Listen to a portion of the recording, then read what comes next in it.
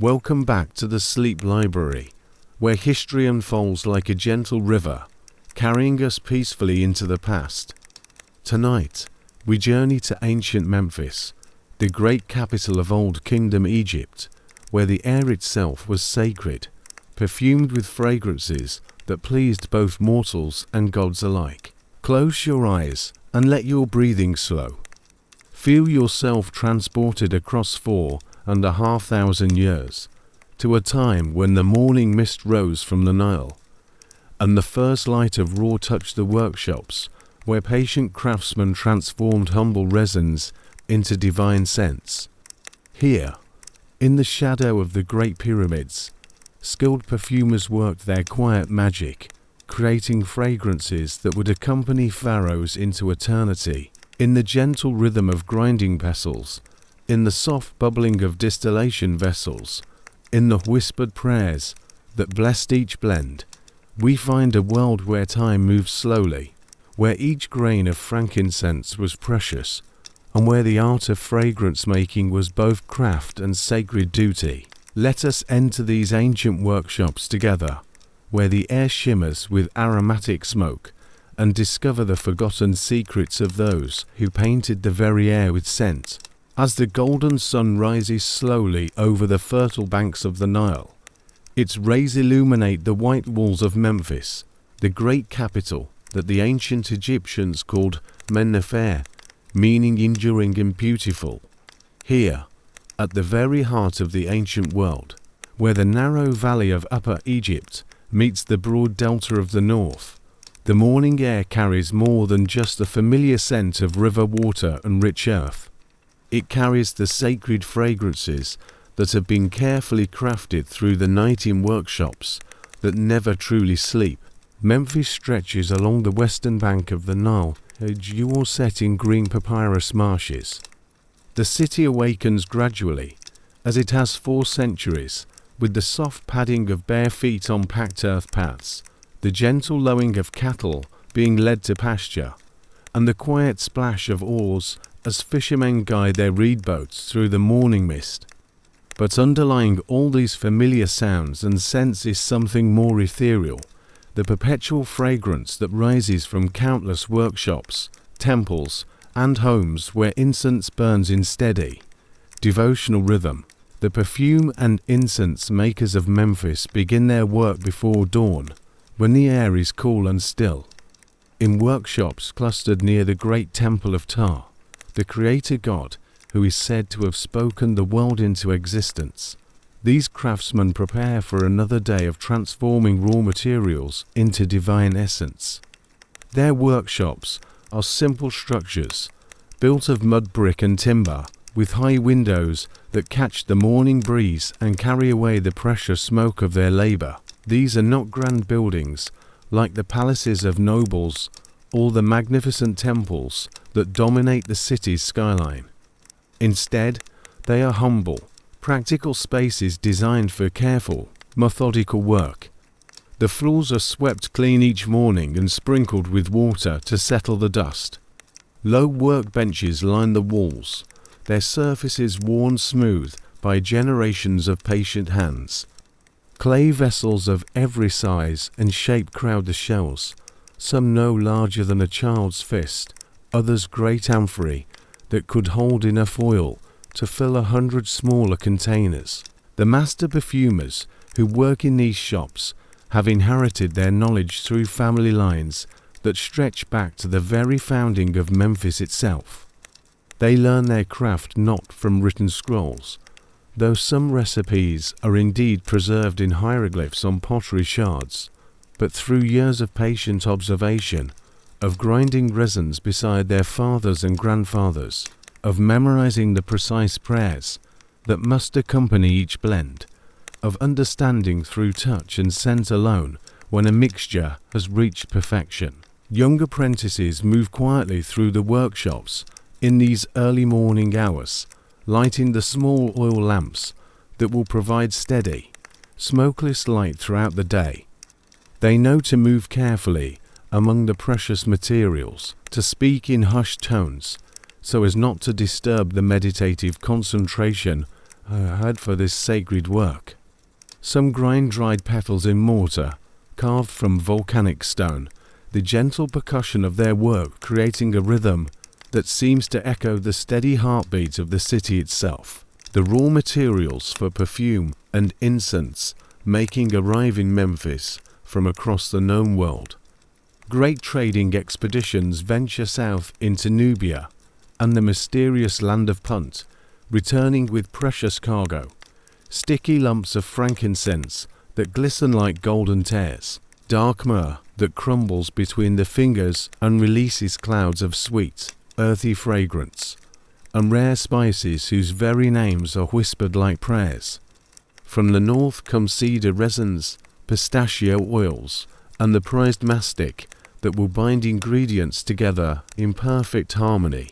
Local materials are equally valued in the workshops of Memphis. The sacred lotus flowers are gathered at dawn from temple ponds and the quiet backwaters of the Nile, their blue and white petals still heavy with morning dew. Papyrus reeds provide not only the famous writing material, but also a subtle green essence that forms the base of many temple incenses. Date palms yield both fruit and sap, while the desert mojans provide aromatic herbs that have learned to concentrate their essence in leaves and stems tough enough to survive the scorching summer heat. The storage of these materials requires almost as much skill for their preparation. Each type of resin must be kept in exactly the right conditions, some in sealed jars away from light, others wrapped in linen and stored in cool, dry places.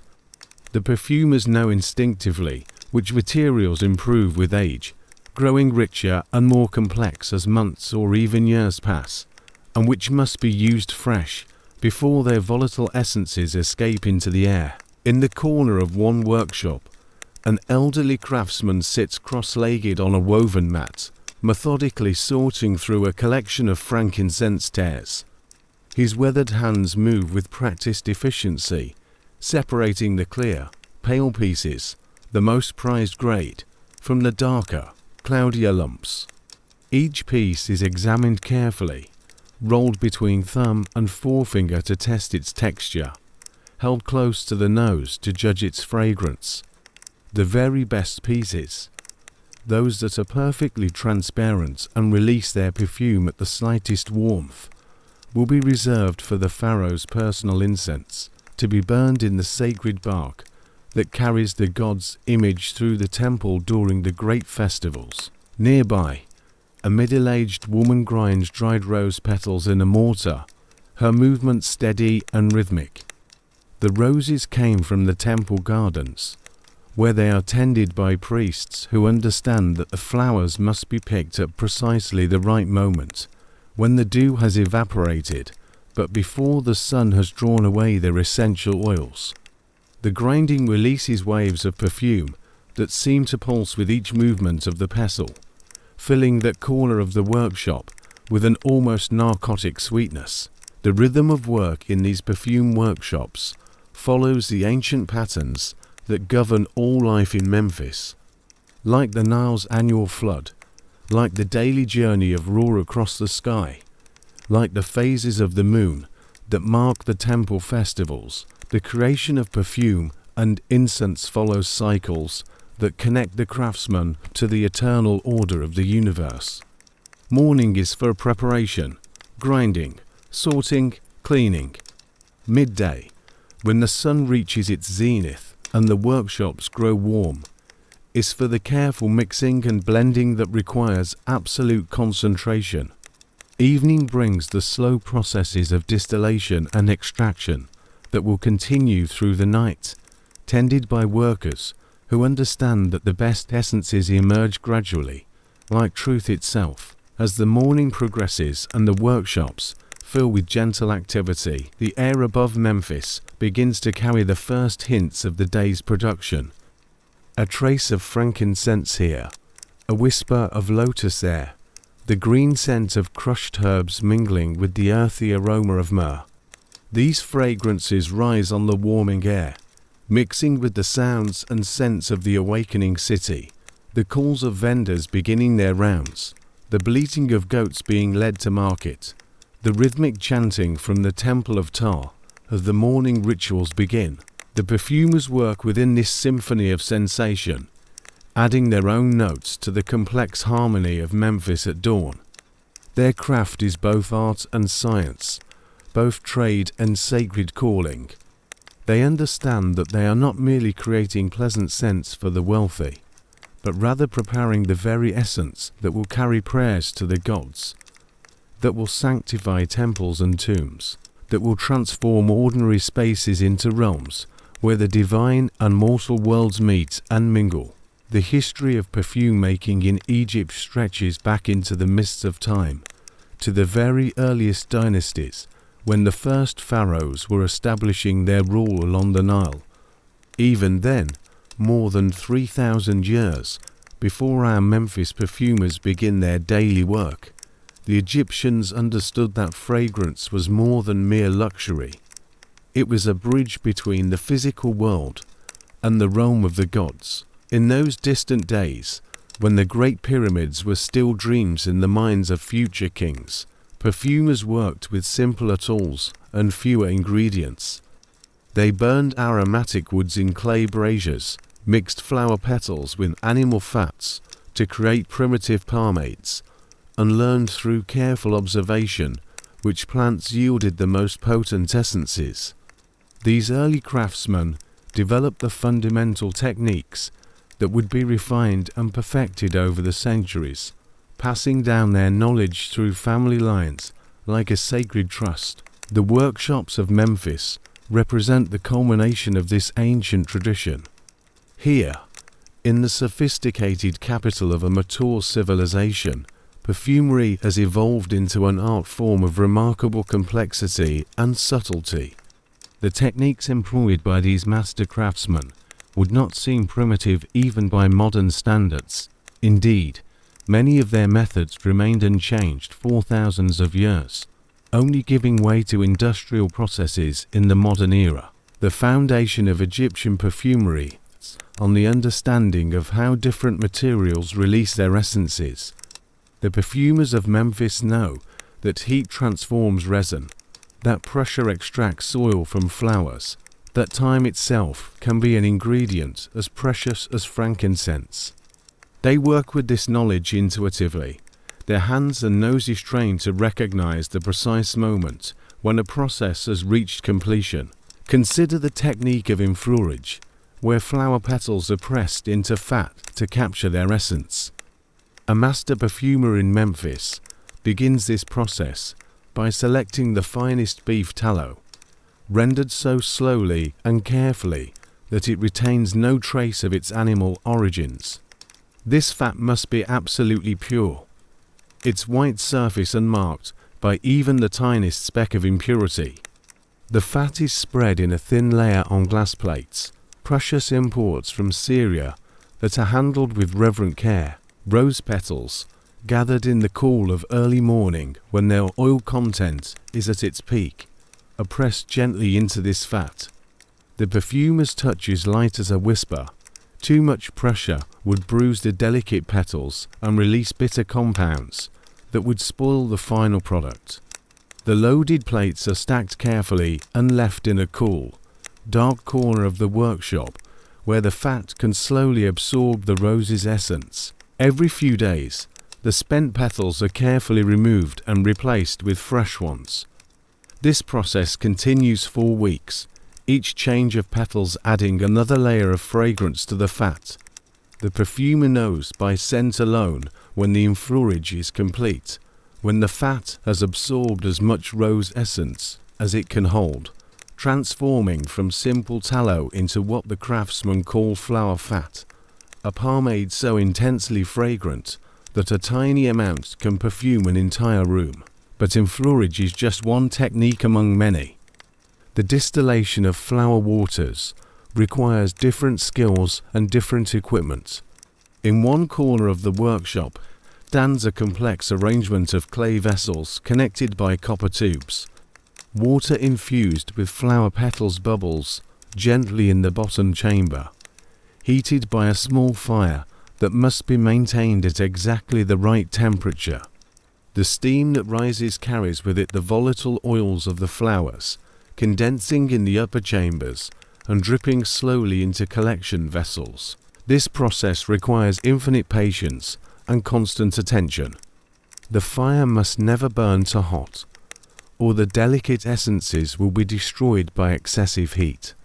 To cool, and the distillation will proceed so slowly that some components will be lost before others are captured. The skilled distiller sits beside his apparatus like a meditation master, adjusting the fire with tiny movements, testing the temperature with the back of his hand, held just above the flames, listening to the gentle bubbling that tells him all is proceeding as it should. The copper tubes that connect the vessels must be cleaned regularly with sand and vinegar to prevent any taint from affecting the pure flower waters. Even the smallest amount of corrosion can spoil an entire batch, adding metallic notes that destroy the delicate balance the perfumer has worked so carefully to achieve. Young apprentices are trained in the proper care of these tubes, learning to detect even the faintest discoloration that might indicate a problem. Different flowers require different approaches to distillation. Lotus petals yield their essence readily, requiring only gentle heat and short distillation times. Jasmine, gathered by moonlight when its fragrance is most intense, needs more careful handling. The petals must be distilled immediately after picking, before their volatile oils begin to evaporate in the morning sun. Rose water requires the longest and most careful process, with multiple distillations to concentrate the essence to its full intensity.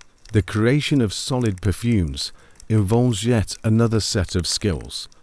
These precious substances, formed into cones or tablets that can be worn on the head or burned as incense, require the perfect binding of oils, resins, and waxes. The base might be beeswax, collected from hives maintained in temple gardens, or a mixture of plant waxes extracted from desert shrubs. Into this base, the perfumer incorporates drops of precious flower oils, powdered resins, and aromatic herbs in proportions that have been refined over generations. The mixing of solid perfumes takes place on smooth stone slabs, using metal spatulas that have been heated gently in the coals of a brazier. The warmth helps the different components blend smoothly, but the temperature must be controlled with exquisite precision. To hot, and the volatile essences will evaporate before they can be trapped in the wax. To cool, and the mixture will not blend properly, leaving streaks and patches that ruin both appearance and performance. As the perfumer works the mixture, folding and kneading it like bread dough, the fragrance builds and develops. Individual scents that seem distinct moments before begin to merge and harmonize, creating something entirely new, a composition that is greater than the sum of its parts. The craftsman's nose follows this transformation, detecting the moment when the blend reaches perfect balance, when no single component dominates, but all work together in aromatic harmony. The shaping of solid perfumes is an art in itself. Some are formed into simple cones using wooden molds. Their surface is smoothed with ivory tools until they gleam like polished stone. Others are sculpted by hand into lotus flowers, scarab beetles, or sacred symbols whose forms reflect their intended use.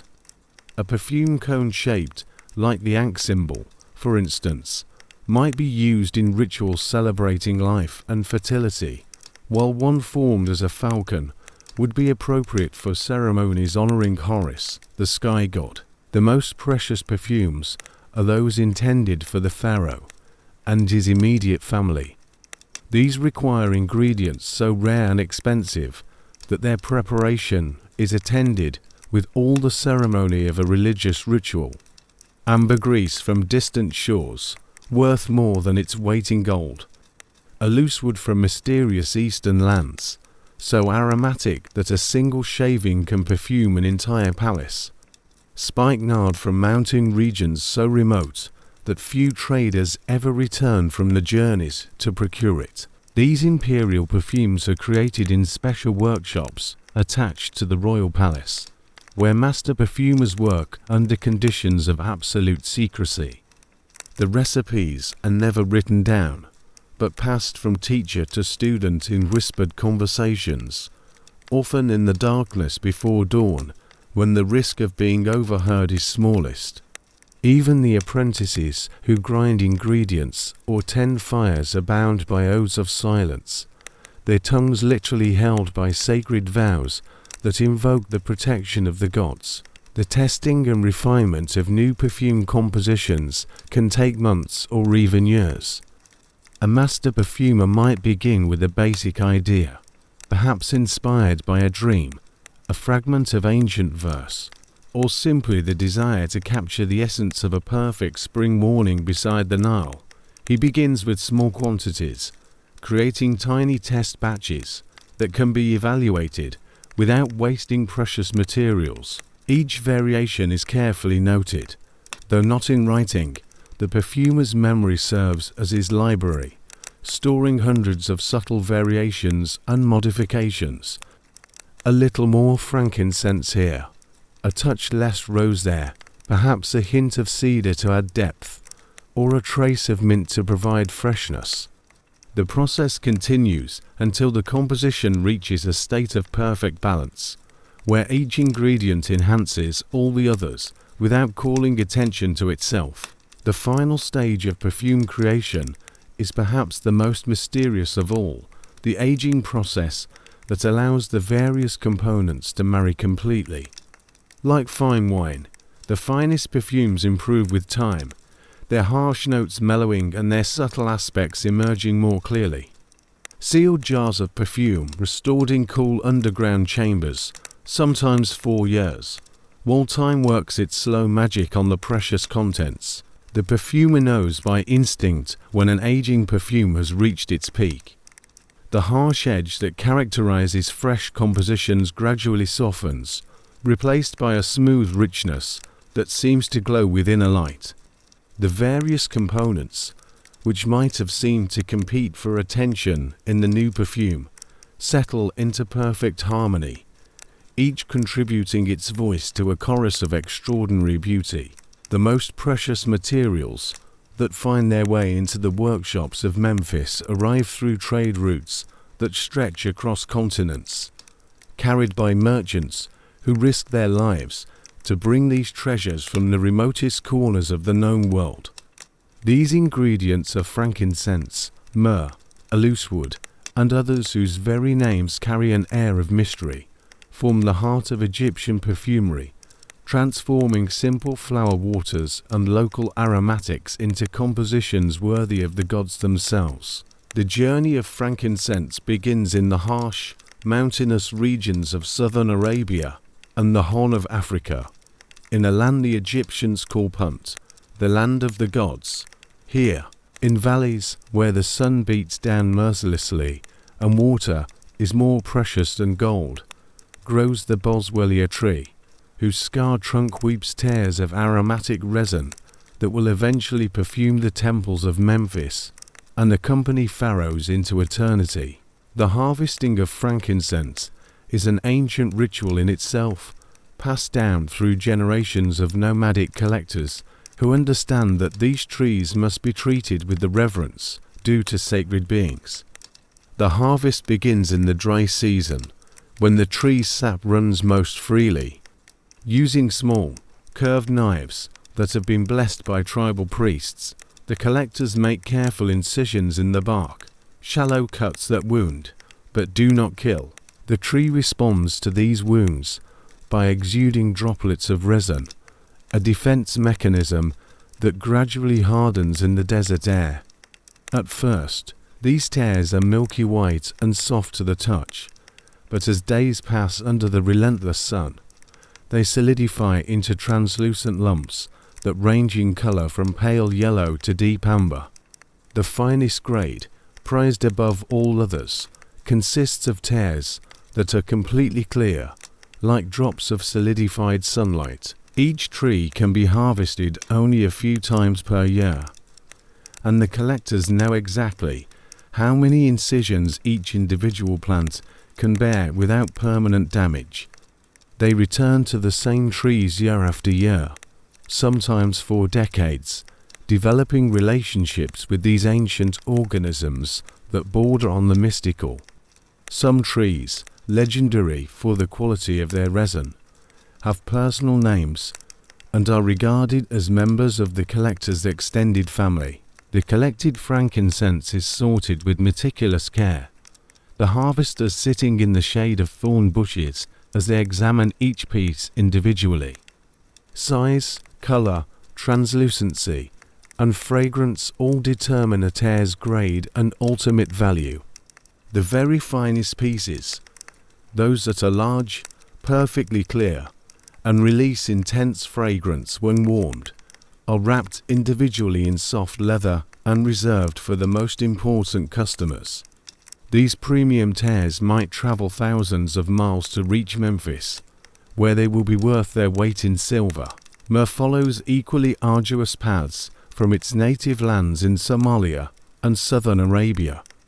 Unlike frankincense, which flows freely from deliberately made incisions, myrrh must be coaxed from the conifera tree through a more complex process. The collectors first allow the tree to be wounded naturally by wind, animals, or the simple stress of growing in such harsh conditions. Where the bark splits naturally, the tree exudes a different kind of resin, one with a deeper, more complex fragrance. The collection of myrrh requires even greater patience than frankincense. The resin emerges slowly, sometimes taking weeks to form droplets large enough to harvest.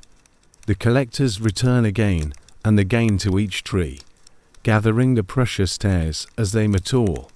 Fresh myrrh is soft and pliable, with a color that ranges from pale yellow to dark reddish brown, but as it ages and hardens, it develops the complex, bittersweet fragrance that makes it so prized by perfumers. The grading of myrrh involves even more subtle distinctions than frankincense.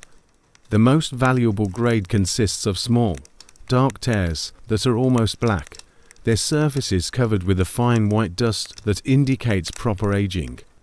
When burned, these premium tears produce a smoke so rich and complex that it seems to contain entire libraries of scent, notes of honey, spice, earth, and something indefinably precious that speaks directly to the soul. The journey of these resins from their remote origins to the workshops of Memphis is an epic in itself, involving multiple stages and countless hands. From the collection points, caravans of camels carry the precious cargo to ports along the Red Sea coast, where the resins are loaded onto ships for the dangerous voyage north. These vessels, their hulls sealed with pitch and their sails woven from the finest linen, navigate by the stars as they follow the coastline toward Egypt. The sea voyage is fraught with dangers, storms that can scatter a fleet like leaves, pirates who prey on valuable cargo, and the ever-present risk of shipwreck on hidden reefs. Many cargoes are lost to these hazards, which only increases the value of those that successfully reach Egyptian ports. When a ship laden with frankincense and myrrh finally ties up at the docks of Memphis, its arrival is celebrated like the return of a victorious army. But the journey is not yet complete. From the docks, the resins must travel overland to the workshops where they will be processed. This final stage involves its own network of specialized merchants, men who understand the subtle differences between various grades and origins. These dealers maintain warehouses where the precious materials can be stored safely while awaiting sale. Their stockrooms filled with jars and baskets containing treasures from across the known world. Among the most mysterious of all perfume ingredients is a loosewood, known to the Egyptians as a substance so precious that it is reserved for the most sacred ceremonies. This aromatic wood comes from trees infected with a particular species of mold, a natural process that transforms ordinary timber into something that releases clouds of intoxicating fragrance when heated. The trees that produce the finest loosewood grow in distant Asian forests, in regions so remote that few merchants ever successfully complete the journey to procure it. The formation of a loosewood is itself a kind of miracle, a process that can take decades to complete. When the Aquilaria tree becomes infected with the Phyllophora parasitica mold, it responds by producing aromatic compounds designed to combat the infection. Over years, these natural chemicals saturate the wood, gradually transforming it into a substance of extraordinary olfactory complexity. The harvesting of a loosewood requires expert knowledge, as the valuable aromatic sections must be carefully separated from ordinary timber. Skilled collectors can identify infected trees by subtle signs, changes in bark texture, unusual growth patterns, and most importantly, the faint but unmistakable aroma that surrounds trees producing high-quality resin.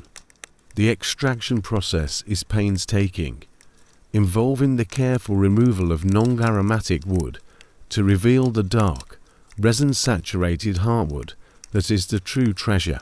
The grading of a loosewood involves distinctions so subtle that only the most experienced dealers can reliably distinguish between different qualities.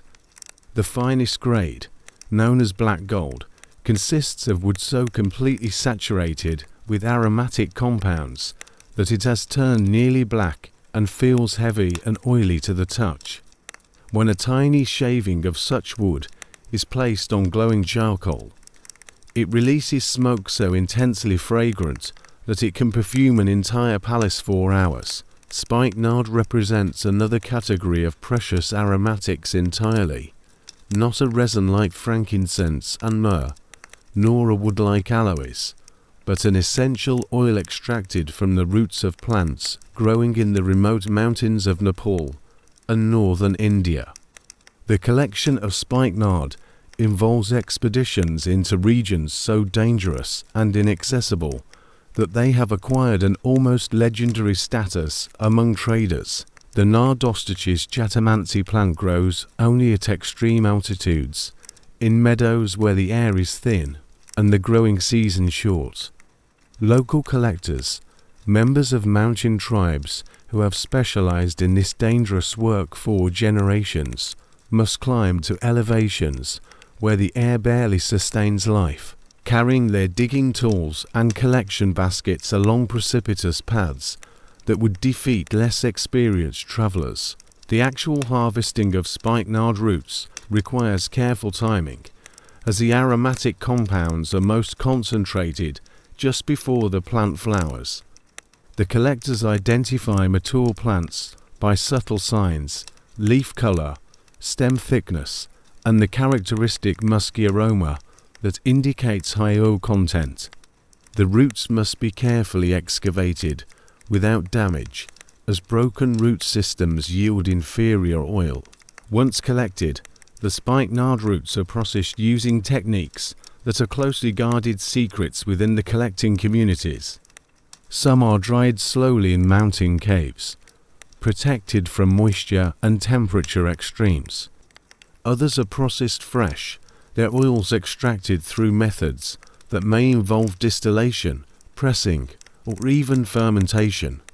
The resulting essence is so potent that a single drop can perfume several ounces of carrier oil. The journey of spikenard from its mountain origins to the markets of Memphis involves some of the most dangerous trade routes in the ancient world. Caravans must cross mountain passes where avalanches and sudden storms claim many lives, navigate rivers swollen with glacial melt, and traverse territories controlled by tribes who demand tribute for safe passage.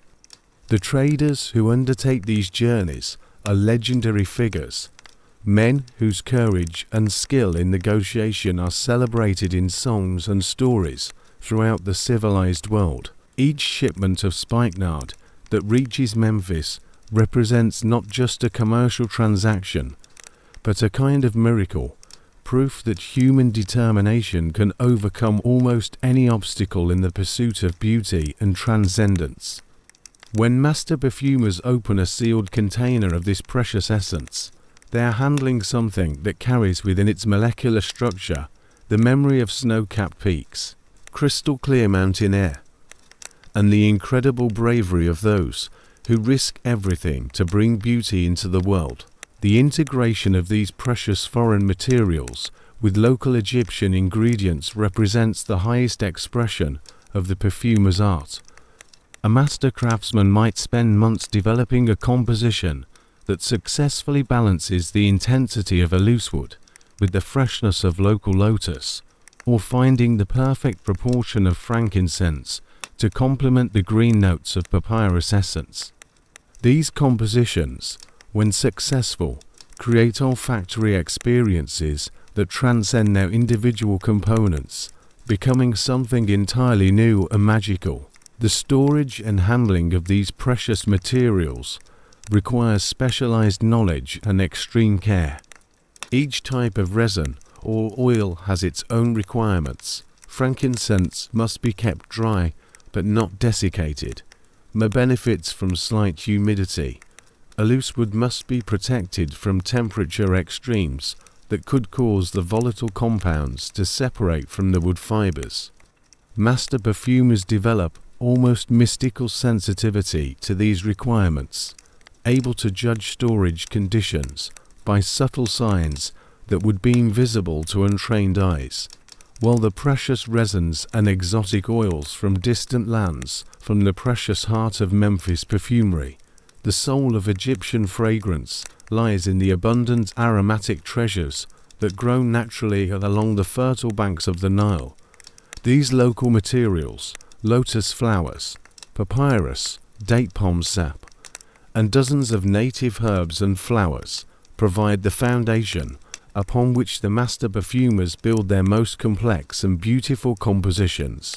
The sacred blue lotus, Nymphea caerulea, holds a place of special reverence in Egyptian perfumery and religious practice.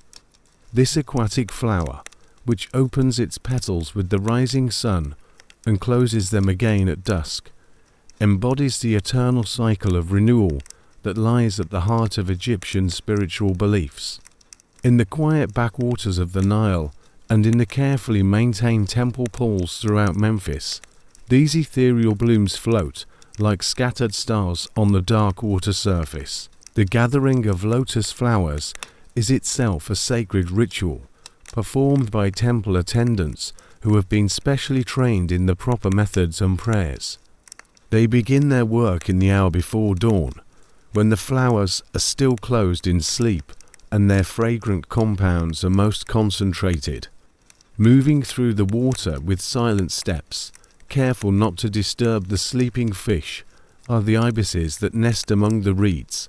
These gatherers select only the most perfect blooms. Each lotus flower must be picked at precisely the right moment, too early, and the petals will not have developed their full complement of aromatic oils.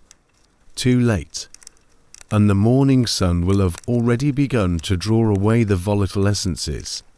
The experienced gatherer can tell by the slight swelling of the bud and the faint fragrance that begins to emerge in the pre-dawn air exactly when each flower has reached its peak. The blue lotus yields its essence through a process of patient extraction that takes advantage of the flower's natural rhythm. Fresh petals are layered with clean linen cloths that have been soaked in pure water from the sacred temple wells. The cloths are then pressed gently between flat stones, allowing the flower's natural moisture and oils to be absorbed by the fibers. This process is repeated multiple times with fresh petals until the cloths are thoroughly saturated with lotus essence. The resulting lotus water, when the cloths are finally pressed and wrung out, carries not just the flower's fragrance, but something of its spiritual significance as well. This pale blue liquid is believed to possess properties that calm the mind and open the soul to divine influence. It is used not only in perfume compositions, but also in religious ceremonies, where a few drops on the forehead or wrists can induce the meditative state necessary for communion with the gods. White lotus, Nymphaea lotus, provides a different but equally treasured essence. These flowers, which bloom at night and close with the dawn, are gathered by moonlight in ceremonies that are among the most beautiful and mysterious in all of Memphis. Temple priestesses, dressed in pure white linen, wade into the sacred pools, carrying silver bowls to collect the luminous blooms that seem to glow with captured moonlight. The nighttime gathering of white lotus requires skills that are passed down through generations of temple servants. The gatherers must learn to work in near darkness, identifying ripe flowers by touch and scent alone. They develop an almost supernatural sensitivity to the subtle signs that indicate perfect ripeness, the slight warmth that emanates from flowers at their peak, the way the petals feel both firm and soft beneath gentle fingertips, the intense but delicate fragrance that seems to pulse with each breath of the night breeze. White lotus essence is extracted using a different process than its blue cousin, one that takes advantage of the flower's nocturnal nature. The petals are arranged in shallow silver bowls and covered with the finest olive oil, then left overnight in temple courtyards where they can absorb the cooling influence of the night air.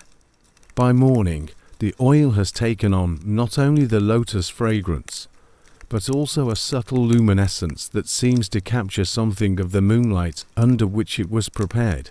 Papyrus, the plant that has given Egypt one of its greatest gifts to civilization, also contributes its own unique essence to the perfumer's palette.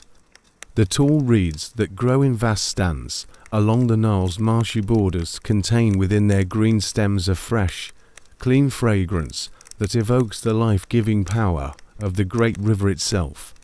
Papyrus essence provides what perfumers call the green note in many compositions, a fresh, aquatic quality that serves as a perfect counterpoint to the heavy richness of imported resins. The harvesting of papyrus for perfume purposes requires different techniques than those used for making the famous writing material. Instead of the mature stems used for paper making, perfumers prefer the young shoots that emerge in spring, when the plant's growth is most vigorous and its essential oils most concentrated.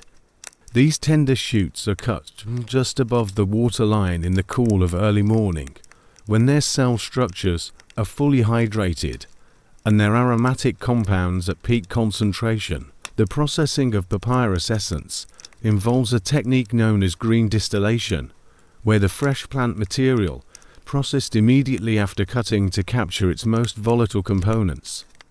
The young papyrus shoots are chopped finely and placed in distillation vessels while they are still green and full of sap.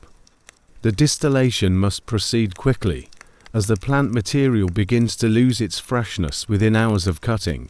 The resulting papyrus water has a crisp, clean fragrance that seems to carry within it the essence of the Nile itself, hints of mud and water plants, the green smell of growing things, and an indefinable quality that speaks of life emerging from the primordial waters. This essence forms the base note of many temple incenses, providing a connection to the Egyptian landscape that grounds even the most exotic compositions in the familiar rhythms of the Nile Valley. Date palms, those graceful sentinels that line the river banks and create islands of shade in the desert margins, contribute multiple aromatic materials to the perfumer's collection. The sweet sap that can be tapped from the trunk provides a natural sugar that serves as both a preservative and a binding agent in solid perfumes. The fronds, when young and tender, yield a different kind of green essence that complements the aquatic notes of papyrus. Even the fibrous material that surrounds the date clusters can be processed to extract aromatic compounds. The collection of date palm sap is a skill that requires both courage and expertise, as it involves climbing the tall trunks to reach the points where the sap runs most freely. Skilled collectors, their feet wrapped in leather guards and their hands protected by palm fiber gloves, ascend the trunks using techniques passed down through generations of date farmers. At the proper height, they make small incisions in the bark and insert hollow reeds that channel the flowing sap into collection containers. The sap must be collected fresh, as it begins to ferment within hours of extraction. The sweetest and most aromatic sap flows in the cool hours before dawn, when the palm's metabolism is most active. Collectors often work by starlight, their movements guided by intimate knowledge of each individual tree's characteristics and productive capacity. The processing of date sap for perfume use involves careful concentration through gentle heating. The fresh sap is poured into wide, shallow bronze pans and heated over low fires that evaporate the water content while concentrating the sugars and aromatic compounds. The process must be watched constantly, as excessive heat will caramelize the sugars and create bitter compounds that spoil the final product. Desert herbs contribute another category of local aromatics, each with its own character and traditional uses. These hardy plants, which survive in the harsh conditions where the fertile Nile Valley meets the endless sands, have learned to concentrate their essences in leaves and stems that can withstand months without rain. Wild mint grows in scattered patches where underground water sources create small oases of green in the brown landscape.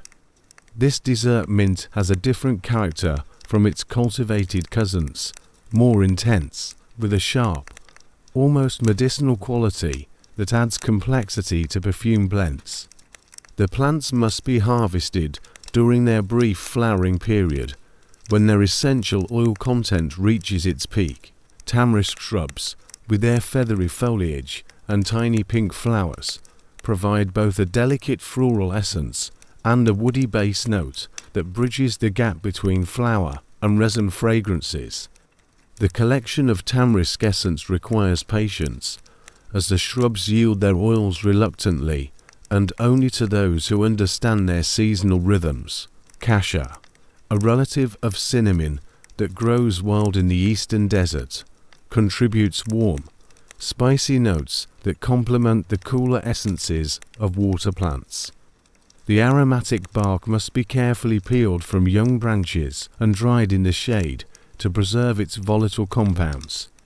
When ground to powder, cassia releases clouds of warm fragrance that seem to carry the heat of the desert sun. The integration of these local materials with exotic imports requires the highest level of skill from Memphis perfumers. A master craftsman might spend years learning how to balance the fresh green notes of papyrus with the deep complexity of aged frankincense, or discovering the precise proportion of lotus essence needed to soften the intensity of imported loosewood. These local ingredients also serve practical purposes in perfume making beyond their aromatic contributions. Date palm sap acts as a natural preservative, extending the life of volatile flower essences. Papyrus pith can be processed to create absorbent materials for storing and concentrating aromatic oils. Even the mud from certain sections of the Nile contains minerals that enhance the extraction of essences from plant materials. The seasonal availability of local materials creates a natural rhythm in the work of Memphis perfumers. Spring brings the tender papyrus shoots and the first lotus blooms. Summer provides the richest date sap and the peak flowering of desert herbs. Autumn offers the final harvest of aged aromatics, while winter is the time for processing and blending the year's accumulated materials into finished compositions. This connection to the natural cycles of the Nile Valley gives Egyptian perfumery a depth and authenticity that distinguishes it from the aromatic traditions of other lands. While foreign merchants might arrive with exotic treasures from distant shores, it is the patient incorporation of these imports with local materials that creates the distinctive character of Memphis perfumes, compositions that smell unmistakably of Egypt, carrying within their molecular structure the very essence of this ancient land. In a narrow street that winds away from the great temple of Ptah, behind walls of sun-dried brick that have stood 4 generations, lies the workshop of Camosset, one of Memphis's most revered master perfumers. The morning light filters through high windows of alabaster, casting a soft, golden glow over a space that represents the culmination of centuries of accumulated wisdom, the arts of fragrance. Camosset inherited this workshop from his father, who received it from his father before him, in an unbroken chain that stretches back to the early dynasties. The very walls seem to breathe with accumulated fragrance. Decades of aromatic work have saturated the mud brick with essences that release their perfume whenever the morning sun warms the structure. Visitors often comment that simply entering this space induces a sense of calm and wonder, as if the workshop itself has absorbed something of the meditative concentration that characterizes the finest perfumery. The layout of the workshop follows traditional patterns that have been refined over generations of use. Near the entrance, where the light is best, stand the preparation tables where raw materials are cleaned, sorted, and readied for processing. These surfaces, carved from single pieces of limestone and polished smooth as glass, bear the gentle depressions and stains that mark decades of patient work.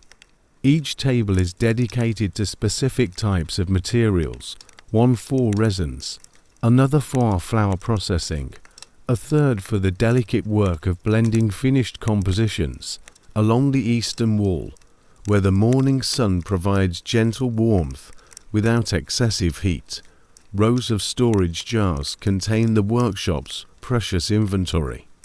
These containers, fashioned from the finest clay and sealed with beeswax, hold materials gathered from across the known world. Each jar bears subtle markings that indicate its contents, age, and grade, a code that Camosset can read as easily as temple scribes read hieroglyphs. The largest jars contain the basic materials used in daily production, common grades of frankincense and myrrh, local aromatics like lotus and papyrus essence, and the various oils and waxes that serve as carriers and binders. Smaller containers hold the truly precious materials, the finest grade frankincense tears, aged myrrh of exceptional quality, minute quantities of a loose wood shavings, and drops of spikenard oil so concentrated that they could perfume an entire palace. In the center of the workshop stands Camosset's personal workstation, arrangement of tools and vessels that has evolved over his 30 years as a master perfumer. Here, within easy reach of his seated position, are the grinding stones, mixing bowls, measuring spoons, and filters that serve as extensions of his own hands. Each tool has been selected and refined through years of use, shaped by countless hours of patient work, until they respond to his touch with perfect precision. The grinding stones deserve special attention, for they represent one of the most critical elements in perfume preparation. Carved from volcanic rock that was brought from distant quarries, these mortar have been used so extensively that their surfaces have achieved a polish that rivals polished marble. The pestles, worn smooth by generations of use, fit the curved surfaces of their mortar so perfectly that they seem to guide themselves through the repetitive motions of grinding. Different stones are dedicated to different materials, one set exclusively for frankincense, another for myrrh, others for various herbs and spices. This segregation prevents cross-contamination that could muddy the pure fragrances of individual ingredients. Even the smallest trace of myrrh in a mortar intended for frankincense could alter the character of an entire batch. So Cain Wasset maintains his tools with religious devotion. The distillation equipment represents the most complex technology in the workshop. Assembled in a corner where a small chimney provides ventilation, this apparatus consists of multiple clay vessels connected by a network of copper tubes. The design, perfected over centuries of experimentation, allows for precise control of temperature and steam flow, enabling the extraction of the most delicate and volatile essences.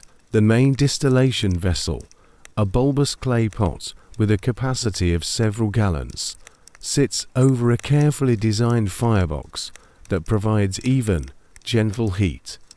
The lid of this vessel is pierced by a single opening through which steam escapes into the first of several condensation chambers. Each chamber is designed to capture essences of different volatility. The lightest and most ethereal compounds condense in the first chamber, while progressively heavier components are captured in successive stages. The copper connecting tubes must be maintained with obsessive care, as even the slightest corrosion can contaminate the pure essences flowing through them. Cain Wasset cleans these tubes weekly with a mixture of sand and vinegar, followed by thorough rinsing with distilled water. The tubes are then dried carefully and rubbed with sweet oils to prevent future corrosion. Temperature control in distillation requires skills that border on the mystical.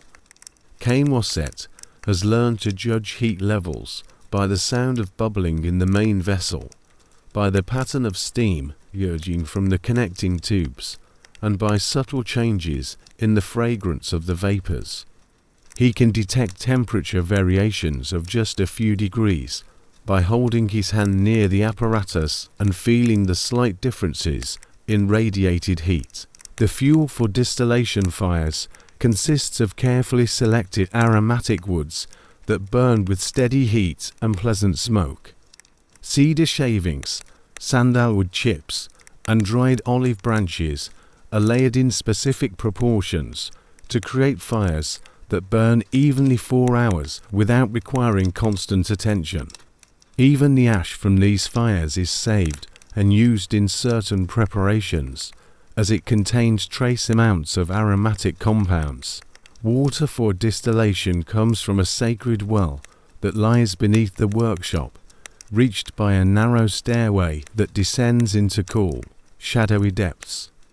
This water, filtered through layers of limestone and sand over countless centuries, is of exceptional purity and neutrality. Cain Wasset tests each batch by taste and smell before use, ensuring that no trace of mineral contamination will affect his delicate preparations. The measuring and proportioning of ingredients requires instruments of extraordinary precision.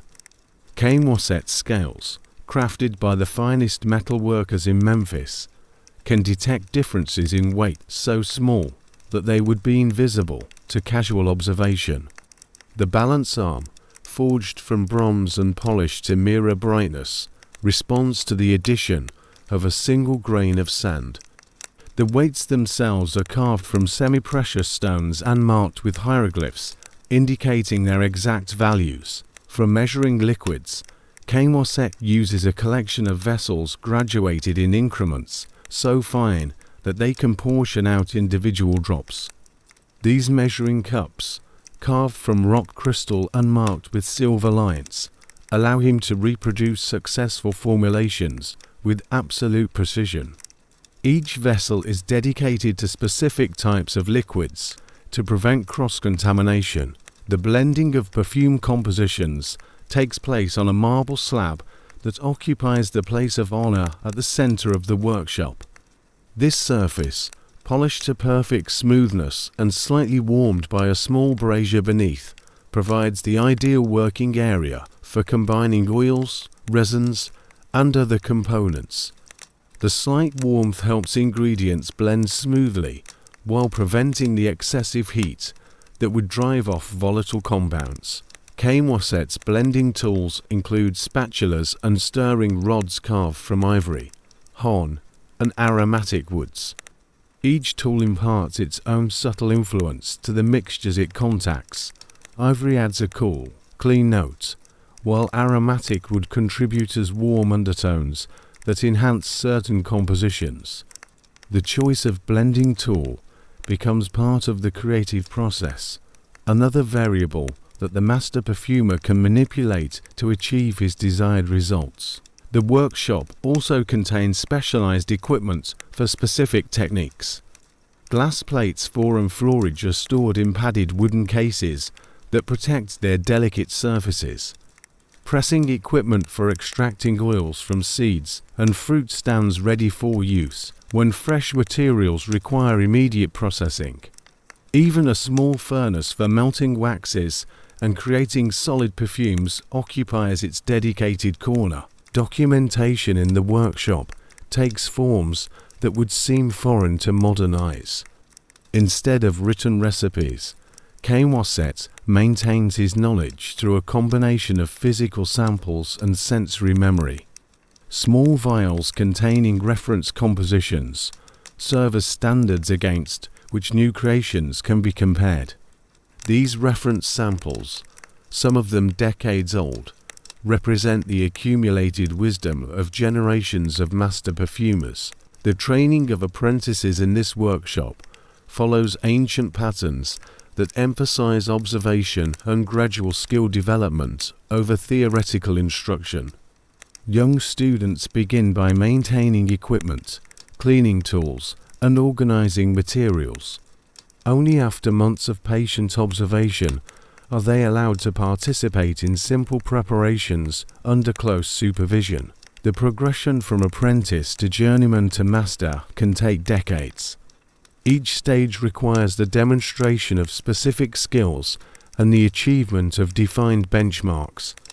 A journeyman perfumer must be able to identify dozens of materials by scent alone, reproduce classic formulations without reference to samples, and create original compositions that meet the exacting standards of the guild. The atmosphere in Camoset's workshop during working hours is one of concentrated calm. Conversation is kept to whispers so as not to disturb the meditative focus required for the finest work. Even footsteps are muffled by thick reed mats that cover the stone floors. This enforced quiet allows the subtle sounds of the work itself to be heard, the gentle grinding of pestles, the soft bubbling of distillation vessels, the barely audible sizzle as volatile oils meet warm mixing surfaces. The tools and techniques used in this workshop represent the pinnacle of perfumery technology available in the ancient world. While the basic methods would remain largely unchanged for centuries to come, the skill with which they are employed here represents mastery that few perfumers in any age have equaled.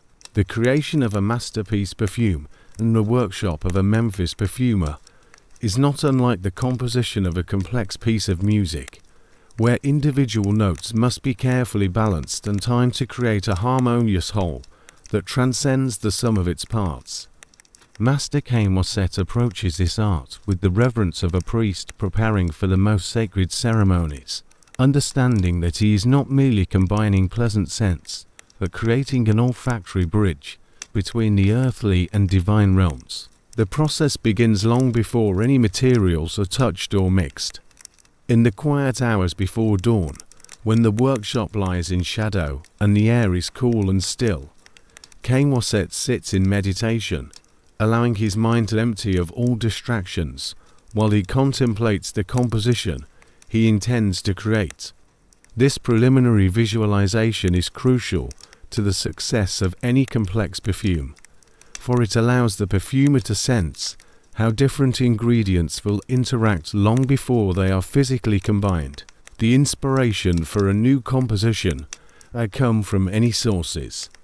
Sometimes it emerges from a dream, where the perfumer experiences a fragrance so vivid and beautiful that it lingers in memory long after waking.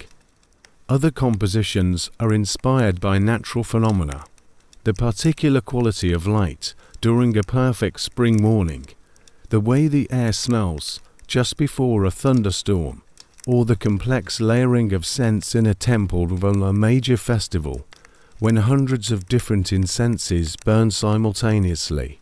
Occasionally, a client will request a perfume to commemorate a specific occasion or to capture a particular mood.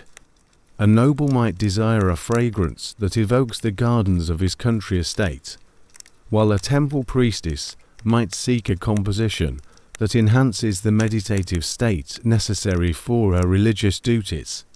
These commissioned works present unique challenges, requiring the perfumer to translate abstract concepts and personal memories into tangible olfactory experiences. Once the general concept for a new composition has been established, Cain-Wasset begins the delicate process of selecting primary ingredients. This selection process relies heavily on his accumulated knowledge of how different materials behave in combination. Frankincense, for example, tends to dominate lighter fragrances, but harmonizes beautifully with rose. Myrrh adds depth and complexity to floral compositions, but can overwhelm delicate essences if used too liberally. The master perfumer's understanding of these interactions has been developed through decades of experimentation and careful observation. He knows that certain combinations create entirely new olfactory impressions that bear little resemblance to their constituent parts. When jasmine is combined with a trace of civet, the resulting fragrance suggests neither flower nor animal, but something entirely different, a mysterious, intoxicating scent that seems to speak directly to the soul. The initial trials for any new composition involve tiny quantities of materials, often no more than a few drops or grains. These experimental blends are created on small glass plates that can be heated gently to accelerate the blending process and release the full potential of the mixture. Cain-Wasset evaluates each trial by holding the warmed glass close to his nose and breathing deeply, allowing the complex interplay of aromas to register in his trained olfactory memory. The evaluation process requires extraordinary sensitivity and concentration. The perfumer must be able to detect not only the immediate impression created by a blend, but also how it will develop over time. The finest perfumes reveal different aspects of their character as they age, with some components becoming more prominent while others recede into the background. A composition that seems perfectly balanced when fresh might prove disappointing after aging, while another that appears unremarkable initially might blossom into extraordinary beauty given time. The concept of notes in perfumery, top, middle, and base, was well understood by Egyptian perfumers, though they expressed it in different terms. They spoke of the greeting of a perfume what we call top notes, its heart middle notes, and its memory base notes. Each category requires different types of materials and serves distinct functions in the overall composition. The greeting consists of the most volatile components, those that create the first impression when the perfume is encountered. These materials must be chosen carefully, as they will largely determine whether someone is drawn to explore the deeper aspects of the fragrance or repelled by an unpleasant first impression. Common greeting materials include fresh citrus oils, light floral essences, and green notes from herbs and leaves. The heart of the perfume emerges after the greeting has faded, usually within minutes of initial application. These middle notes form the main character of the composition and typically persist for several hours. Rose, jasmine, lotus, and other floral essences often serve as heart notes, supported by spices, woods, and herbal elements that add complexity, without overwhelming the central theme. The memory consists of the deepest and most persistent elements of the composition, the base notes that linger longest and provide the foundation upon which all other elements rest. Resins like frankincense and myrrh, precious woods like sandalwood and the loosewood, and animal-derived materials like civet and ambergris typically serve this function. These materials must be chosen not only for their individual beauty, but for their ability to support and enhance the lighter elements above them. The proportioning of ingredients in a complex composition has mathematical precision combined with artistic intuition. Camoset has developed his own system of ratios and relationships that guides his blending work, though this knowledge exists more in his trained senses than in written formulas.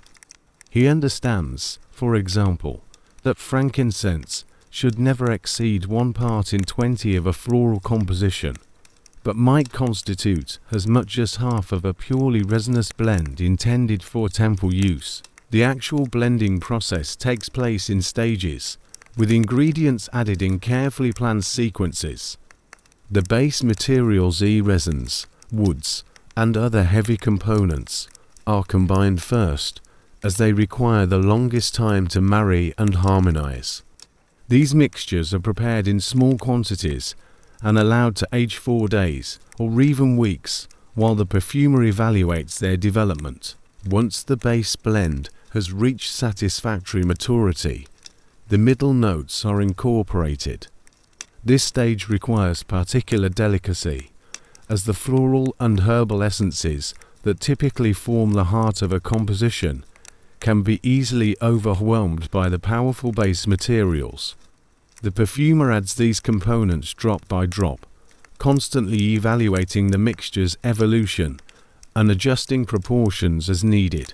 The final addition of top notes represents the culmination of the blending process. These volatile materials, which will create the initial impression of the finished perfume, must be integrated carefully to ensure that they enhance rather than compete with the deeper elements of the composition. The timing of this final blending is crucial. Too early, and the top notes may dissipate before the perfume reaches maturity. Too late, and they may never integrate properly with the rest of the composition. Throughout the blending process, Camoset maintains detailed sensory records of each stage. These records exist not as written notes, but as reference samples, tiny vials containing perfume at various stages of development. These samples serve as guideposts that allow the perfumer to track the evolution of his creation and make necessary adjustments along the way. The evaluation tools used in composition work include heated plates of different materials that reveal different aspects of a fragrance's character. Silver plates, warmed gently over coals, provide cool, clean backgrounds that allow delicate nuances to emerge clearly. Bronze plates add warm undertones that can reveal hidden harmonic relationships between different ingredients. Even the humble clay testing vessels contribute their own subtle influences to the evaluation process. Temperature control during blending is another critical factor that master perfumers learn to manipulate with precision.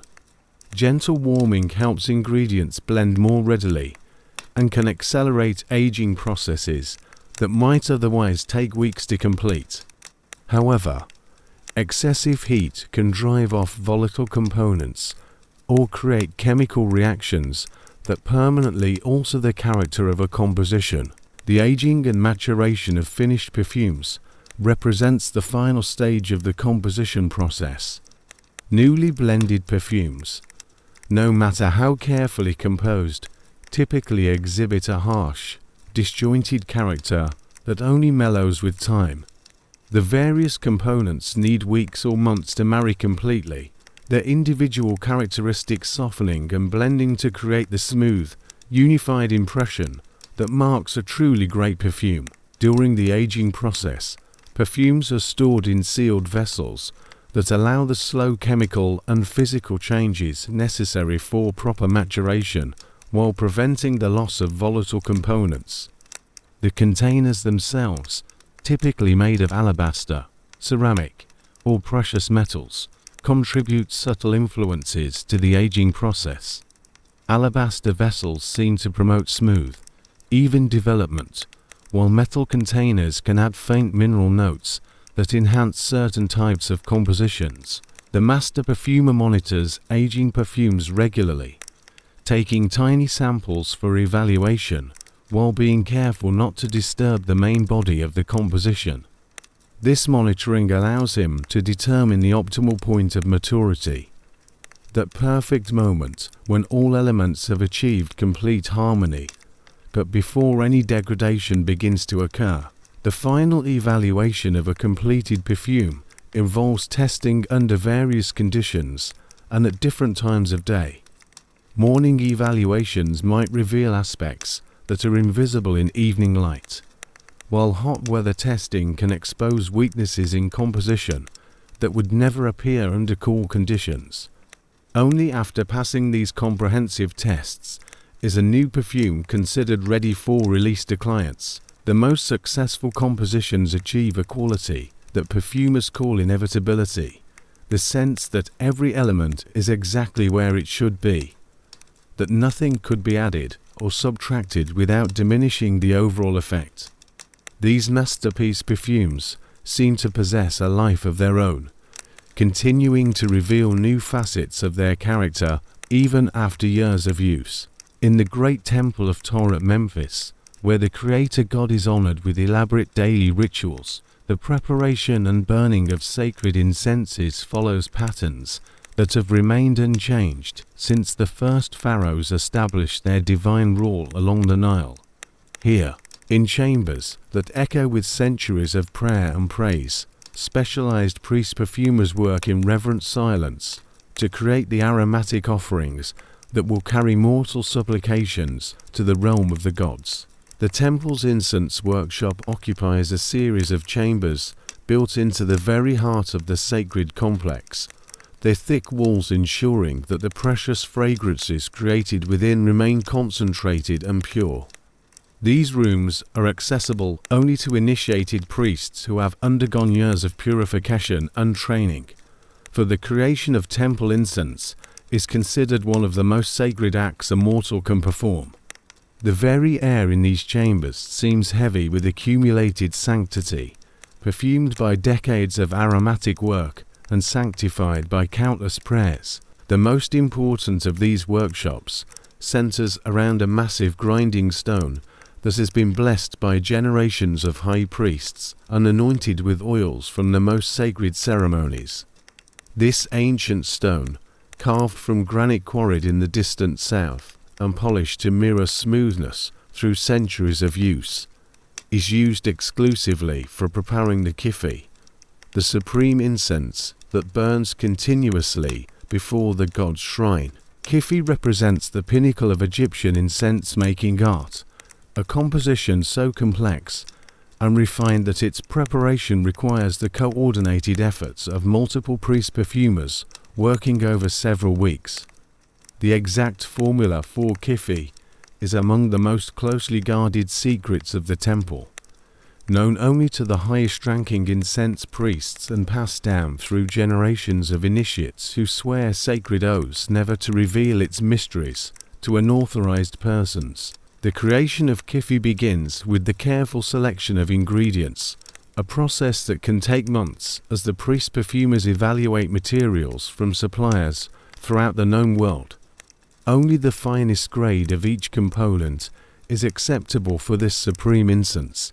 Frankincense tears that are perfectly clear and translucent, must so dark and aromatic that a single grain can perfume an entire chamber.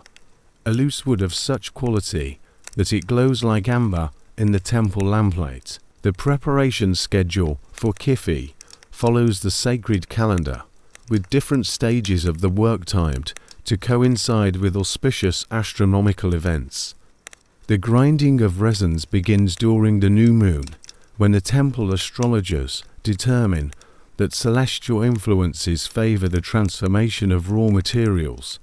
Each ingredient is processed on specific days associated with the deities that govern its use.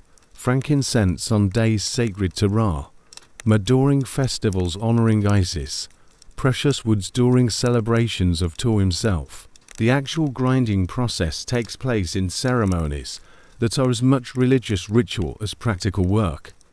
The priest perfumers, dressed in pure white linen robes and crowned with circlets of sacred flowers, approach their task in states of ritual purity achieved through days of fasting, meditation, and purification baths in sacred pools.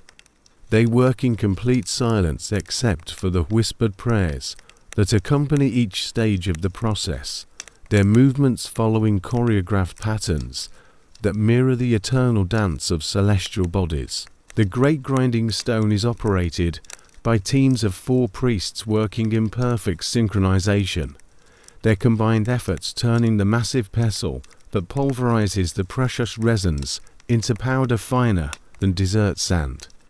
The rhythm of their work creates a deep, resonant humming that seems to emanate from the stone itself, a sound that the priest perfumers believe carries their prayers directly to the ears of the gods. As each ingredient is reduced to powder, it is sifted through screens of progressively finer mesh until only particles of perfect uniformity remain. These powders are then stored in separate containers made from precious materials: gold for solar ingredients like frankincense, silver for lunar materials like white lotus, bronze for earth-associated components like myrrh. Even the storage containers contribute their subtle influences to the developing incense, their metallic essences becoming part of the complex aromatic matrix. The blending of Kifi powders takes place during the full moon, when the priest perfumers believe that cosmic forces are most favorable for the marriage of different substances. This ceremony begins at sunset and continues through the night, culminating at dawn, when the first rays of Ra touch the sacred mixture. The blending is performed on a table carved from a single block of alabaster and positioned to catch the first light of the rising sun. The proportions used in Kifi follow mathematical relationships that reflect the priest perfumer's understanding of cosmic harmony. The ratios between different ingredients mirror the proportions found in temple architecture, in musical scales, and in the movements of celestial bodies. This mathematical precision ensures that the finished incense will resonate in harmony with the fundamental frequencies that govern the universe itself. The binding of the powdered ingredients into solid incense requires the addition of liquid components that are themselves products of elaborate preparation. Sacred wines, aged 4 years in temple cellars, provide both moisture and fermented essences that enhance the complexity of the final product. Honey from bees that feed exclusively on temple garden flowers contribute sweetness and preservative properties.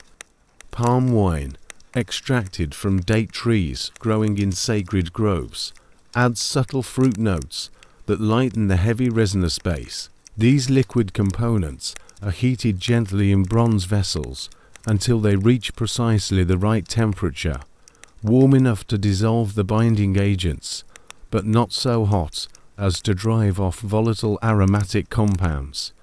The heated liquids are then poured slowly into the powdered ingredients, while priest perfumers knead the mixture with bare hands, their skin absorbing trace amounts of the precious incense and carrying its blessing throughout their lives. The kneading process continues 4 hours, the priest perfumers working in shifts to maintain the steady rhythm that ensures perfect incorporation of all ingredients. As the mixture develops, it gradually transforms from a collection of separate powders into a smooth, cohesive mass that holds together like fine clay. The color darkens to a rich brown-black, while the fragrance intensifies and becomes more complex with each passing hour. When the kneading is complete, The kiffy paste is formed into small cones and tablets using molds carved from aromatic woods. Each piece is shaped with geometric precision. Its surface is smoothed with ivory tools until they gleam like polished stone. The shaped incense is then placed on racks made from cedar wood and left to dry in chambers where the temperature and humidity are carefully controlled. The drying process takes several weeks, during which the incense undergoes subtle chemical changes that enhance its aromatic properties and ensure long-term stability. Priest perfumers monitor the drying incense daily, turning pieces regularly to ensure even moisture loss and watching for any signs of mold or deterioration that would require the rejection of entire batches. Different types of temple incense serve specific ritual purposes, each formulated to create particular spiritual effects or honor specific deities. The morning incense, burned at dawn to welcome his return from his nightly journey through the underworld, contains ingredients chosen for their solar associations.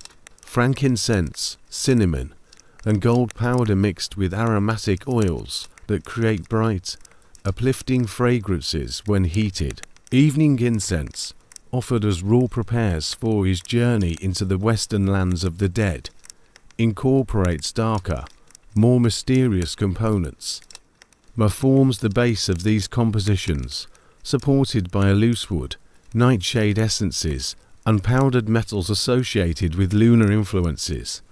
When burned, these incenses create deep, complex fragrances that seem to open doorways between the worlds of the living and the dead. Festival incenses are created for specific celebrations throughout the religious calendar, each formulated to enhance the particular spiritual focus of its associated holiday. The incense for fertility festivals contains jasmine, rose, and other flowers associated with Hathor, goddess of love and beauty. Warrior festivals call for incenses based on cedar, pine, and other materials connected with strength and protection. The most elaborate incenses are those prepared for the Pharaoh's personal use in his private devotions. These compositions, created in absolute secrecy by the most senior priest perfumers, incorporate ingredients so rare and precious that they are measured in individual grains. A single cone of royal incense might contain ambergris from distant seas, saffron from mountain meadows, and resins from trees that grow only in the most remote corners of the earth. The burning of temple incense follows ritual protocols as precise as the incense-making process itself. Special braziers, cast from bronze and inlaid with precious metals, are maintained at exactly the right temperature to release the incense's full aromatic potential without destroying its more delicate components. The coals used in these braziers come from specific types of aromatic woods, their selection based on how their burning characteristics complement different types of incense. The priest responsible for burning incense must undergo extensive training in the proper techniques. He learns to judge coal temperature by sight and sound, to time the addition of incense pieces for maximum effect, and to interpret the patterns of smoke that rise from the burning offerings. Different smoke patterns are believed to indicate divine approval or displeasure, and skilled incense priests can read these signs like written text. The smoke from temple incenses is believed to carry more than just pleasant fragrances. It transports prayers, offerings, and spiritual intentions directly to the realm of the gods. The upward movement of aromatic smoke mirrors the soul's journey toward divine unity, while the transformation of solid incense into ethereal vapor represents the mystery of spiritual transcendence that lies at the heart of Egyptian religious belief. In the inner sanctum of the temple, where only the highest priests may enter, incense burns continuously in an eternal offering that has been maintained for centuries. This perpetual flame, fed with the finest kifi, and tended by priests who dedicate their entire lives to its care, creates an atmosphere of such concentrated sanctity that even brief exposure is said to induce profound spiritual experiences. The aromatic legacy of temple incense extends far beyond the immediate religious ceremonies for which it was created. The fragrant smoke that rises from Memphis's temples mingles with the natural scents of the Nile Valley, creating an olfactory landscape that speaks of divine presence and human devotion. Visitors to the great temple complex often report that the memory of these sacred fragrances lingers for years, calling them back to moments of spiritual transcendence experienced in the heart of this ancient holy city. Within the royal palace complex at Memphis, behind walls guarded by the Pharaoh's most trusted soldiers and accessible only to those who bear the sovereign's personal seal, lies a perfumery unlike any other in the ancient world. Here, in chambers decorated with gold leaf and precious stones, master perfumers create fragrances intended for the divine Pharaoh himself, compositions so exquisite and rare that their very existence is considered a state secret. The royal perfumery occupies an entire wing of the palace, its rooms connected by corridors lined with alabaster panels that glow softly in the light of oil lamps that burn continuously day and night. The air in these passages carries traces of the precious work conducted within, hints of ambergris and loosewood, whispers of saffron and rose, all blending into an olfactory symphony that speaks of luxury beyond imagination. The chief royal perfumer, a man whose name is known only to the Pharaoh himself, has devoted his entire life to mastering every aspect of his craft. Selected in childhood for his exceptional sensitivity to scent, he underwent decades of training under the previous chief perfumer, learning not only the technical aspects of fragrance creation, but also the mystical traditions that connect perfumery to divine kingship. This master craftsman begins each day before dawn, purifying himself in a sacred pool fed by springs that rise deep beneath the palace foundations.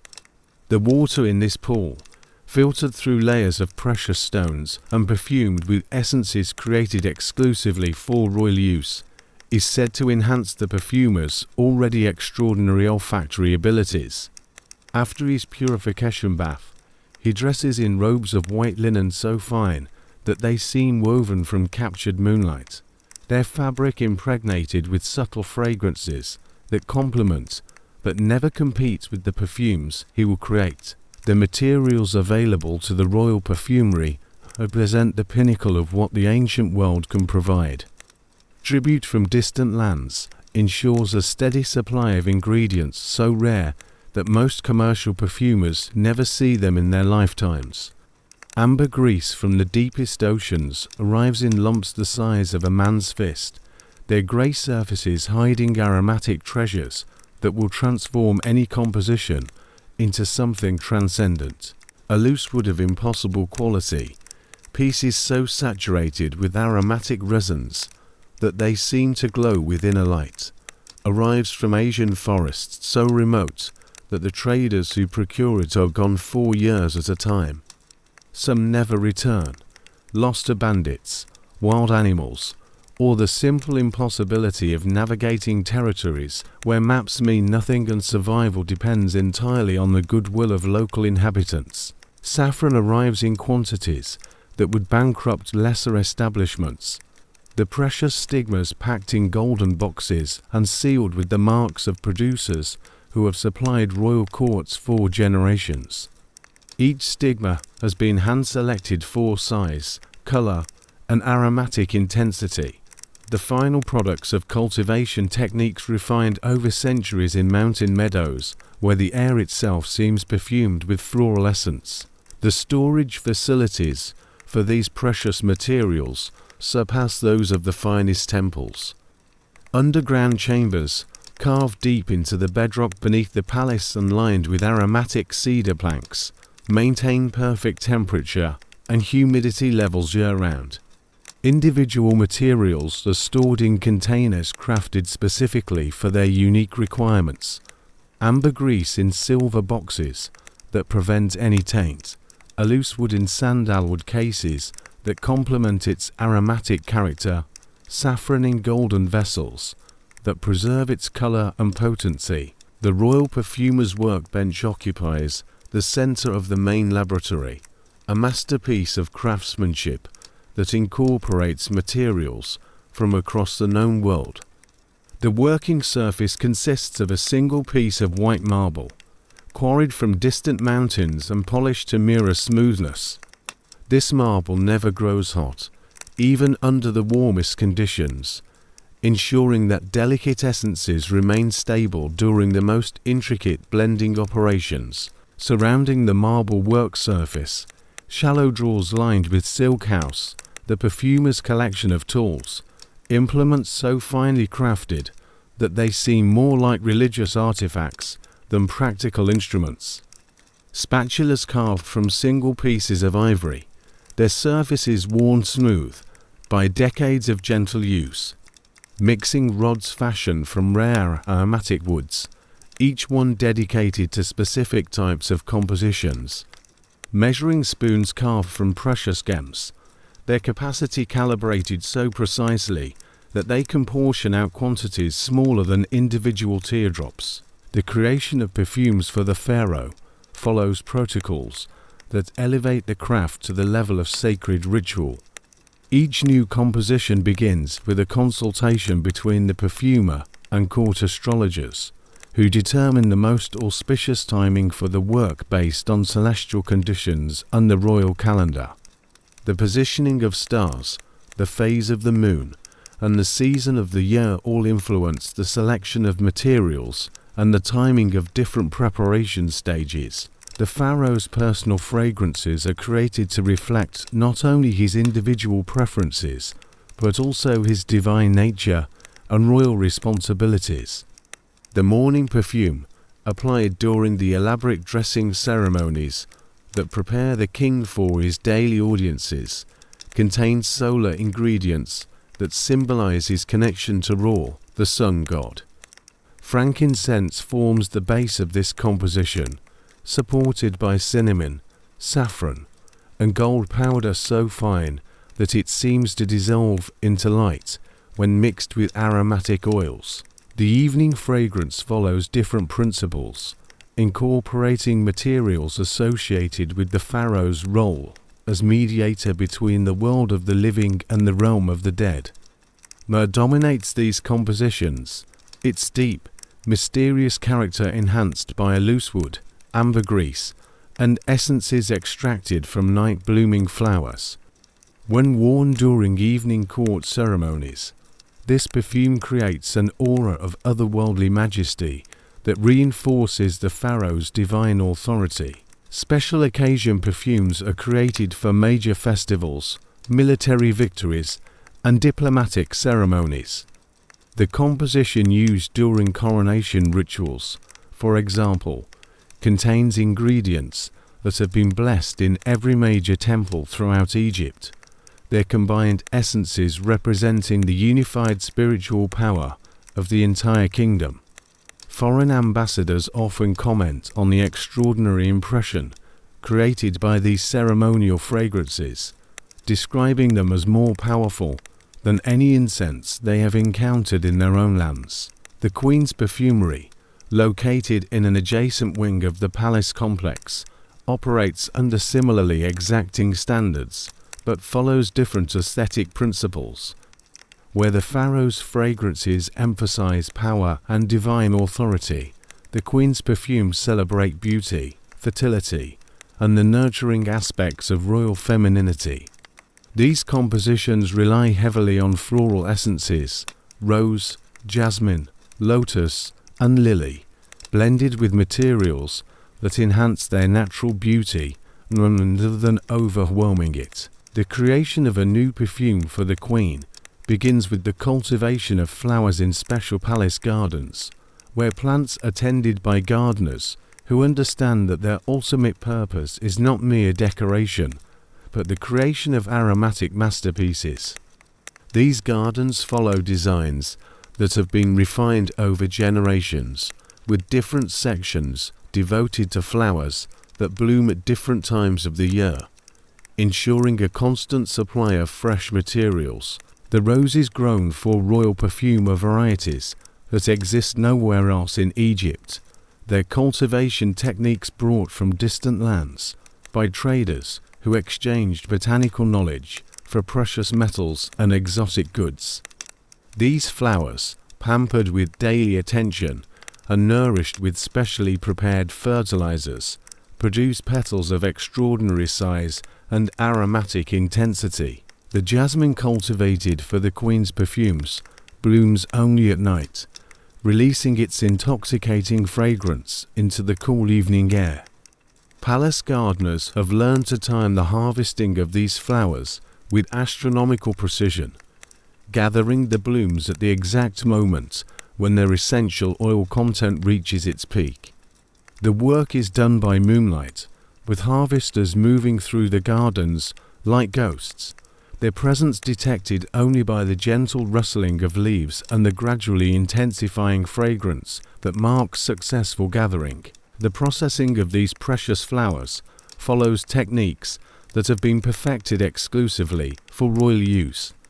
Inflorescence methods employ fats rendered from animals fed special diets designed to ensure absolute purity and neutrality.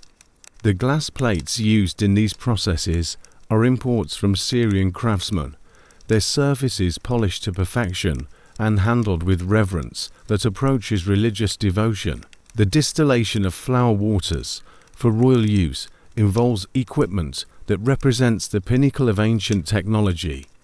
Vessels made from precious metals, connected by tubes crafted from the finest copper and sealed with gold solder, can extract essences of extraordinary purity and concentration.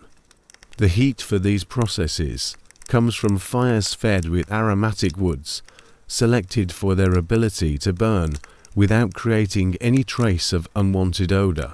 The blending of royal perfumes takes place in ceremonies that are witnessed only by the perfumer himself and his most trusted assistant, usually a family member who has sworn sacred oaths of secrecy. These sessions begin with purification rituals that prepare both the craftsmen and their workspace for the handling of materials whose value exceeds that of small kingdoms. The proportioning of ingredients in royal compositions follows principles that reflect not only aesthetic considerations but also symbolic meanings. The amount of frankincense included in a pharaoh's perfume corresponds to the number of years in his reign, while the quantity of rose oil in the queen's fragrance could reflect the number of healthy children she has borne. These numerical relationships create perfumes that are not merely beautiful, but also meaningful, their molecular structures encoding information about royal achievements and divine blessings. The aging of royal perfumes takes place in chambers that have been specially consecrated for this purpose, their walls inscribed with hieroglyphs that invoke the protection of deities associated with time, transformation, and preservation. The vessels used for aging are themselves works of art. Alabaster urns carved by master sculptors, golden amphora decorated with scenes from religious texts, silver containers whose surfaces bear the cartouches of pharaohs, whose reigns stretch back to the earliest dynasties. Temperature control in these aging chambers relies on architectural features that demonstrate sophisticated understanding of thermal dynamics. Underground passages allow cool air to circulate naturally, while carefully positioned windows capture breezes that moderate temperature extremes. The result is an environment where perfumes can age gracefully over years or even decades, developing complexity and refinement that would be impossible under less controlled conditions. The testing and evaluation of royal perfumes involves protocols that would seem elaborate even by modern standards. Each new composition must be tested under various conditions, different temperatures, humidity levels, and times of day to ensure that it will perform flawlessly during actual use. Sample quantities are prepared and evaluated after different aging periods, allowing the perfumer to determine the optimal maturation time for each specific formulation. The final approval of royal perfumes requires the personal evaluation of the intended wearer, but this testing follows strict protocols designed to prevent any risk of poisoning or allergic reaction. Initial tests are performed on volunteers who share similar physiological characteristics with the royal family, while chemical analysis techniques, primitive by modern standards but sophisticated for their time, check for any potentially harmful adulterants. The packaging and presentation of royal perfumes reflect their extraordinary value and significance. Containers are crafted from the most precious materials available, carved from single pieces of crystal, molded from pure gold, or shaped from rare stones whose natural patterns complement the perfumes they contain. The closures for these containers involve complex mechanisms that ensure perfect sealing while allowing easy access for the royals who will use their contents. Even the transportation of completed royal perfumes within the palace follows elaborate protocols.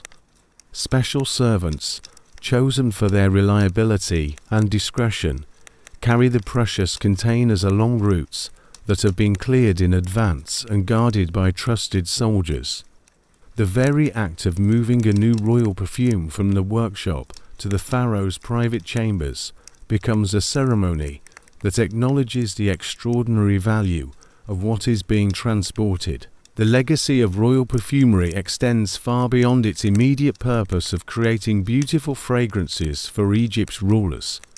The techniques developed in these palace workshops often find their way into commercial perfumery, raising the overall standard of Egyptian fragrance making. The demand for materials created by royal perfumers drives trade relationships that connect Egypt with distant lands, fostering cultural exchange and economic prosperity. Perhaps most importantly, the royal perfumery serves as a symbol of the pharaoh's divine authority and Egypt's cultural supremacy. Foreign dignitaries who encounter these extraordinary fragrances during diplomatic missions carry home with them just pleasant memories, but tangible proof of Egypt's mastery over the material world and its ability to transform simple natural materials into objects of transcendent beauty. As the morning sun climbs higher over Memphis, casting long shadows between the mud brick buildings and limestone temples, the great marketplace begins to fill with the sounds and scents that mark another day of commerce in this ancient center of trade.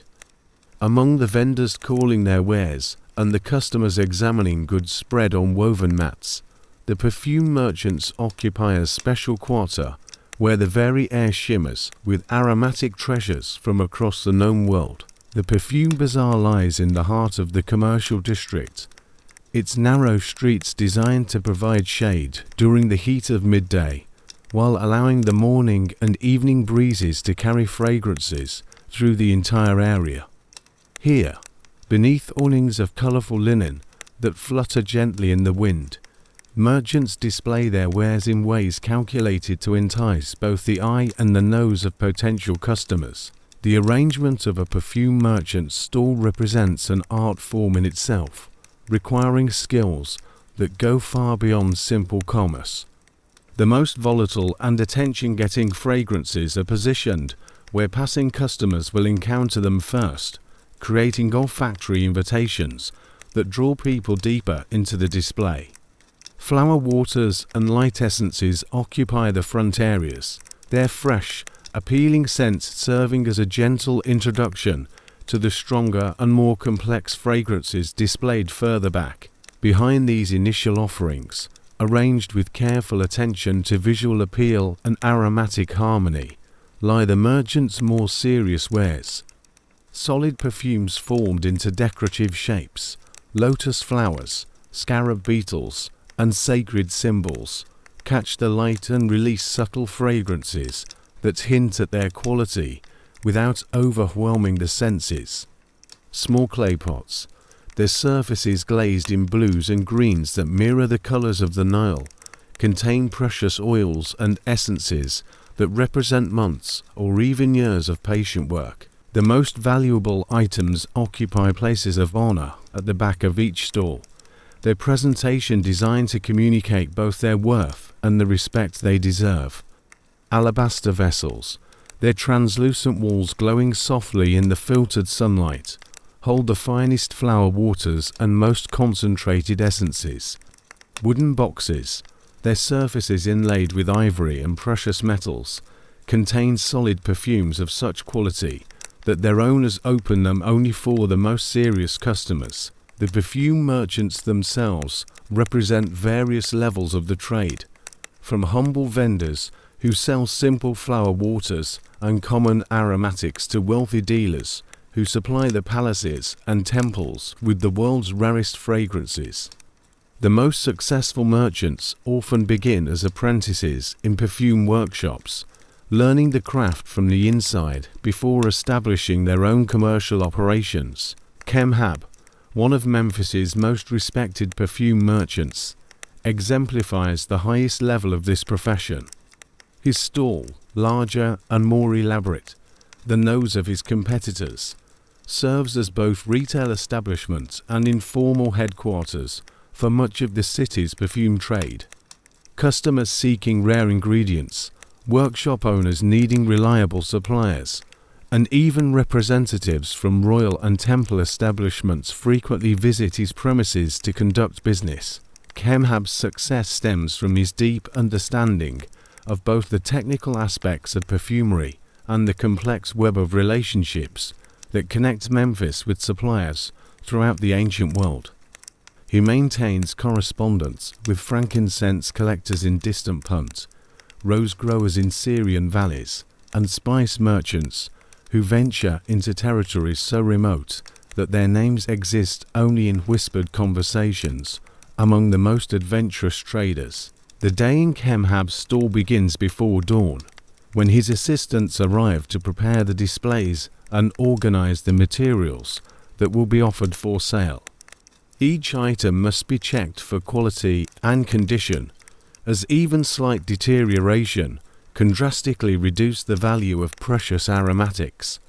Flower waters are tested for clarity and strength, solid perfumes examined for signs of rancidity or mold, and oils evaluated for color and consistency. The arrangement of merchandise follows principles that Chemhab has refined through decades of experience.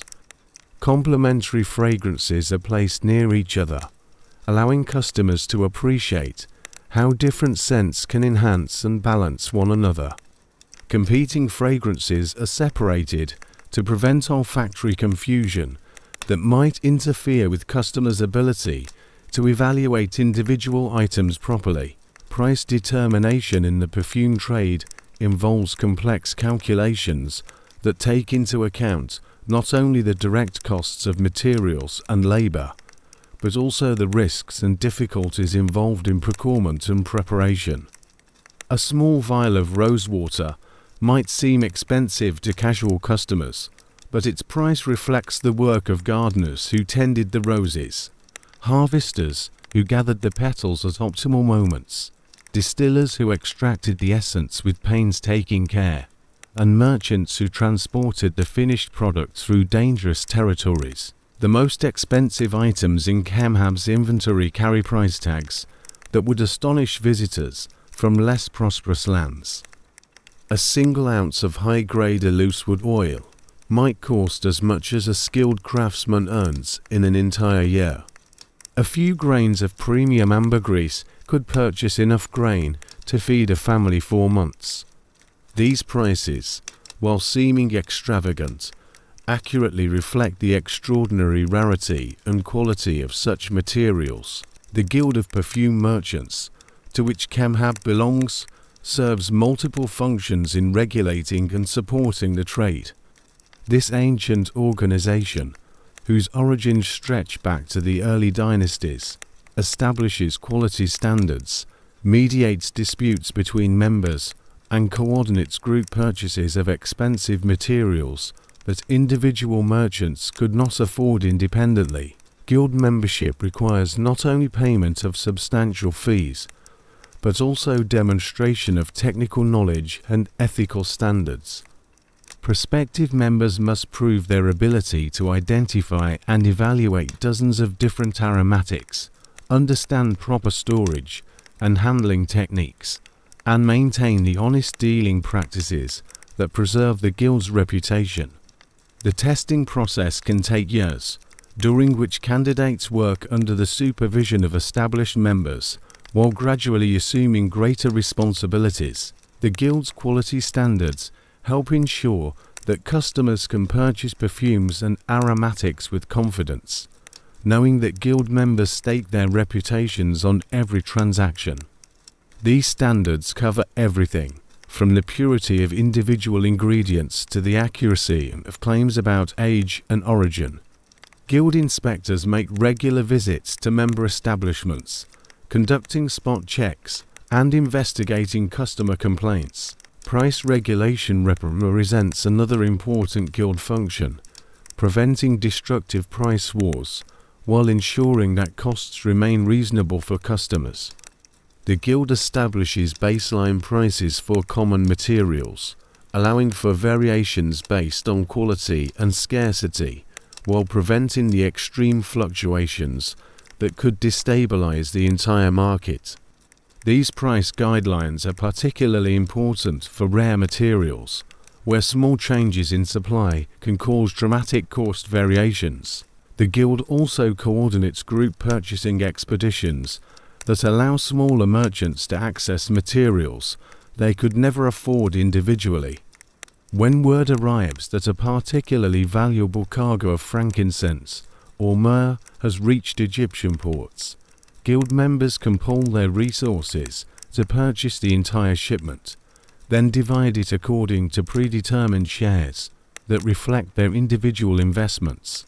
Customer service in the perfume marketplace involves skills that go far beyond simple sales technique. Experienced merchants like Chemhab develop almost mystical ability to sense what fragrances will appeal to individual customers, often recommending compositions that surprise buyers with their perfect suitability. This intuitive matching of perfumes to personalities requires deep understanding of both aromatics and human nature.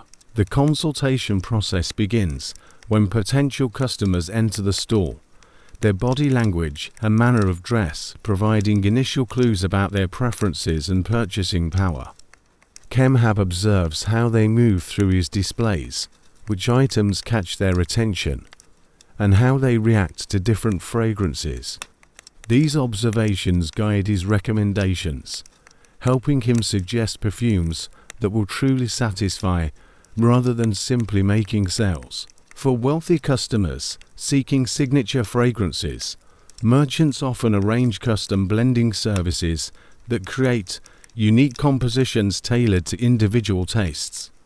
These consultations can extend over several visits, with the merchant gradually refining the blend based on customer feedback and changing preferences.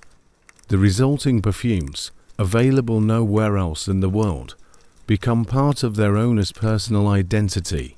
The seasonal rhythms of the perfume trade follow patterns that merchants learn to anticipate and exploit.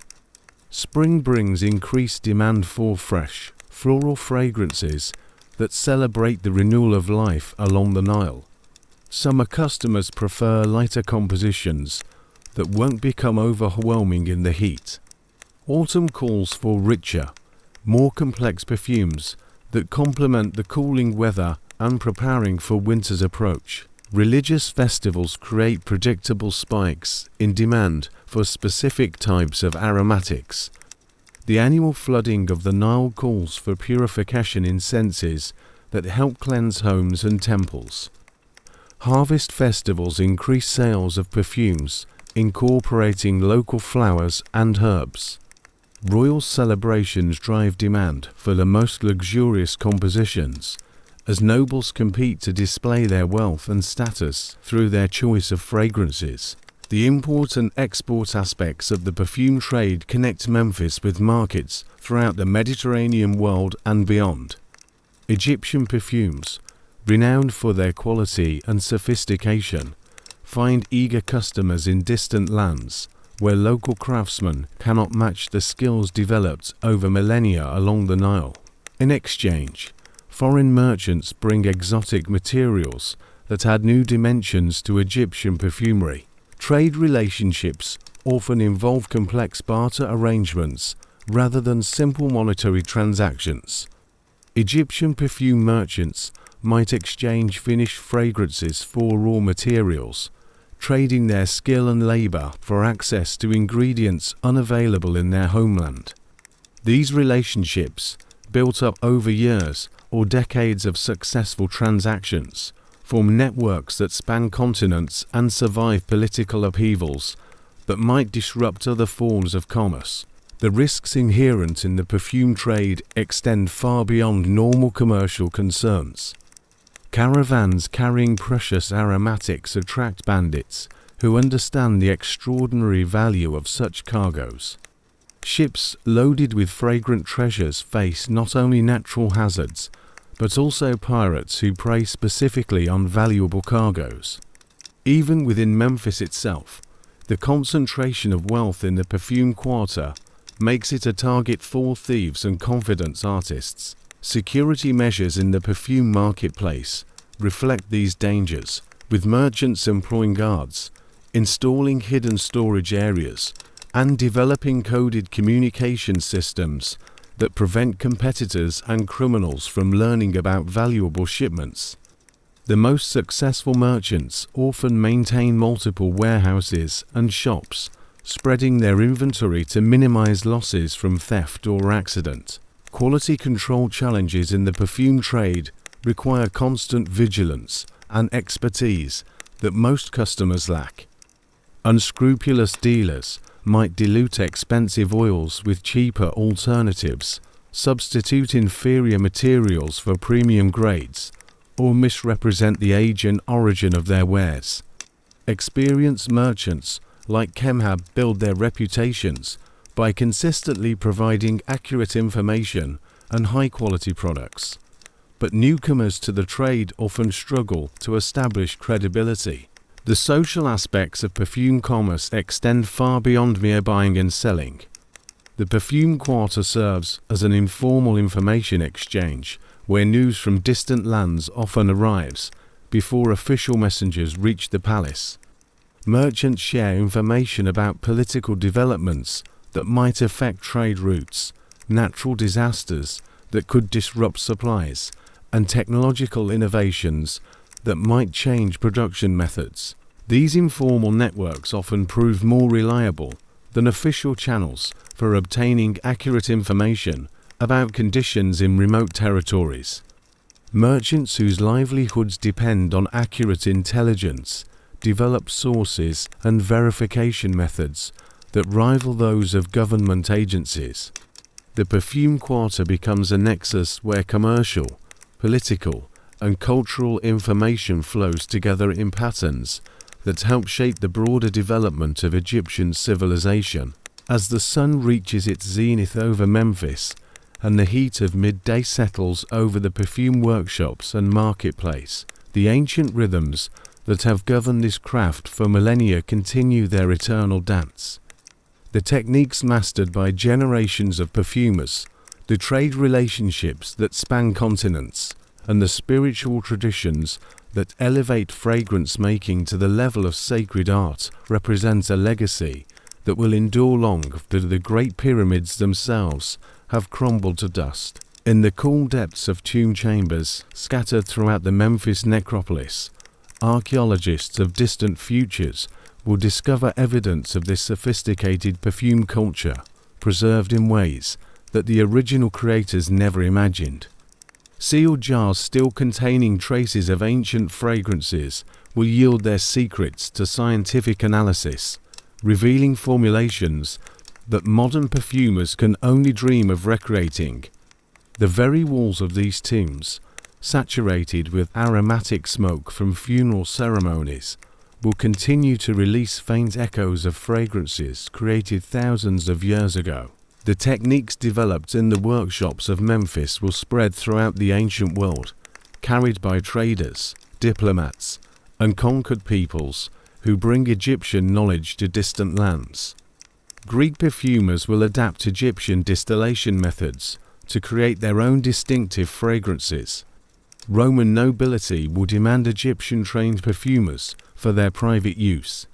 Even the barbarian tribes beyond the empire's borders will prize Egyptian aromatics above all other luxuries. But the influence flows in both directions, as Egyptian perfumers continue to incorporate new materials and techniques brought by foreign visitors to Memphis. Spices from distant India, resins from unknown African forests, and extraction methods developed in remote monasteries all find their way into the workshops, where patient craftsmen adapt and refine them according to Egyptian aesthetic principles. The written records created by temple scribes and royal archivists preserve not only recipes and techniques, but also the philosophical underpinnings that give Egyptian perfumery its distinctive character. These papyrus scrolls, stored in temple libraries and palace archives, contain discussions of the relationship between fragrance and spirituality, the mathematical principles that govern aromatic harmony, and the symbolic meanings associated with different materials and compositions. Future scholars studying these texts will gain insights into Egyptian civilization that go far beyond the simple mechanics of perfume making. The careful attention paid to astronomical timing in perfume creation, sophisticated understanding of celestial influences on earthly affairs, and the elaborate purification rules required of perfumers demonstrate the integration of practical craft knowledge with religious belief. The complex trade relationships necessary to obtain exotic materials illuminate the extensive networks that connected ancient Egypt with the rest of the known world. The training methods developed in Egyptian perfume workshops will influence educational practices throughout the ancient world. The emphasis on patient observation, gradual skill development, and integration of technical knowledge with spiritual understanding creates craftsmen whose abilities transcend mere mechanical competence. These educational principles, preserved in guild traditions and master-apprentice relationships, will continue to produce exceptional artisans long after the political power of ancient Egypt has waned. The economic impact of Egyptian perfumery extends far beyond the immediate profits generated by individual workshops and merchants. The demand for exotic materials drives exploration and trade that opens new territories to Egyptian influence. The reputation of Egyptian fragrances creates diplomatic opportunities as foreign rulers seek to obtain these precious commodities. The wealth generated by perfume exports helps fund the monumental construction projects that define Egyptian civilization. Local agriculture throughout the Nile Valley adapts to serve perfume production, with farmers learning to cultivate aromatic plants and maintain the specialized growing conditions required for premium materials. Temple gardens become experimental laboratories where priest-gardeners develop new varieties of flowers and herbs. Even the seasonal flooding of the Nile is managed partly with perfume production in mind, as cultivators learn to take advantage of the rich silt deposits to nourish their aromatic crops. The social structures that support perfume production create opportunities for advancement that might not exist in other crafts. Talented apprentices can rise to become master perfumers regardless of their family backgrounds, as success in this field depends more on natural ability and dedication than on inherited status. The guild system provides frameworks for mutual support and collective action that protect craftsmen from exploitation while maintaining high standards of workmanship. Women play particularly important roles in Egyptian perfumery, both as producers and consumers of fine fragrances. Female perfumers, often working in specialized workshops attached to temples dedicated to goddesses, develop techniques and compositions that their male colleagues rarely master. The demand for cosmetics and personal fragrances creates markets that support entire industries devoted to serving female customers. The medical applications of perfume materials contribute to the development of Egyptian medicine and pharmacy. Many aromatic plants used in perfumery also possess therapeutic properties, leading to the creation of medicinal preparations that serve dual functions as treatments and cosmetics. The distillation techniques developed for perfume production prove equally valuable for extracting active compounds from medicinal herbs. The preservation techniques necessary for perfume materials advance Egyptian understanding of chemistry and storage methods that benefit other industries. The ability to maintain the quality of delicate aromatics over long periods requires knowledge that proves valuable for food preservation, textile treatment, and even mummification practices. The sealed containers developed for perfume storage become models for protecting other valuable commodities. Religious and ceremonial uses of perfume create traditions that will persist long after the original theological contexts have been forgotten. The association of specific fragrances with particular deities influences ritual practices throughout the Mediterranean world. The use of incense in religious ceremonies, perfected in Egyptian temples, becomes standard practice in cultures that may have no direct contact with Egypt itself. The aesthetic principles developed by Egyptian perfumers influence artistic expression in other media as well.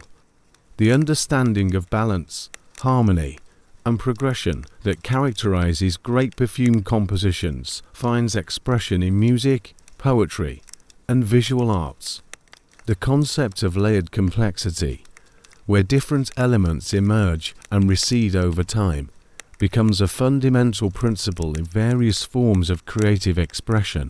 International diplomacy often centers around the exchange of precious aromatics, with Egyptian perfumes serving as gifts that communicate respect, establish relationships, and demonstrate cultural sophistication. Foreign ambassadors learn to interpret the symbolic meanings embedded in different fragrance gifts, while Egyptian diplomats use perfume presentations to convey subtle political messages that might be dangerous to express directly. The scientific knowledge accumulated through perfume production contributes to broader understanding of natural philosophy and proto-chemistry. The careful observation of how different materials interact, the precise measurement of proportions, and the systematic testing of variations all contribute to methodological approaches that will influence later scientific development. Regional variations in Egyptian perfumery develop as local workshops adapt general techniques to available materials and cultural preferences. The perfumes of Memphis differ subtly from those of Thebes or Alexandria, reflecting local resources, climate conditions, and aesthetic traditions. These regional specialties create internal trade networks that strengthen economic integration throughout Egypt. The luxury goods trade that develops around Egyptian perfumes creates demand for complementary products. Fine textiles, precious metals, exotic woods, and rare stones all find markets among customers who appreciate the finer things in life.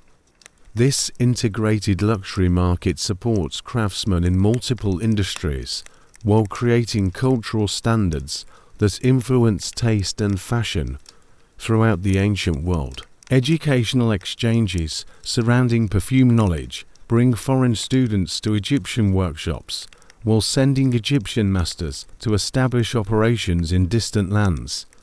These cultural exchanges transfer not only technical knowledge, but also broader cultural values, religious concepts, and social practices that help spread Egyptian influence far beyond the reach of military conquest. The documentation and preservation of perfume knowledge in temple archives and royal libraries ensures that this accumulated wisdom survives political upheavals and natural disasters that might otherwise destroy centuries of development.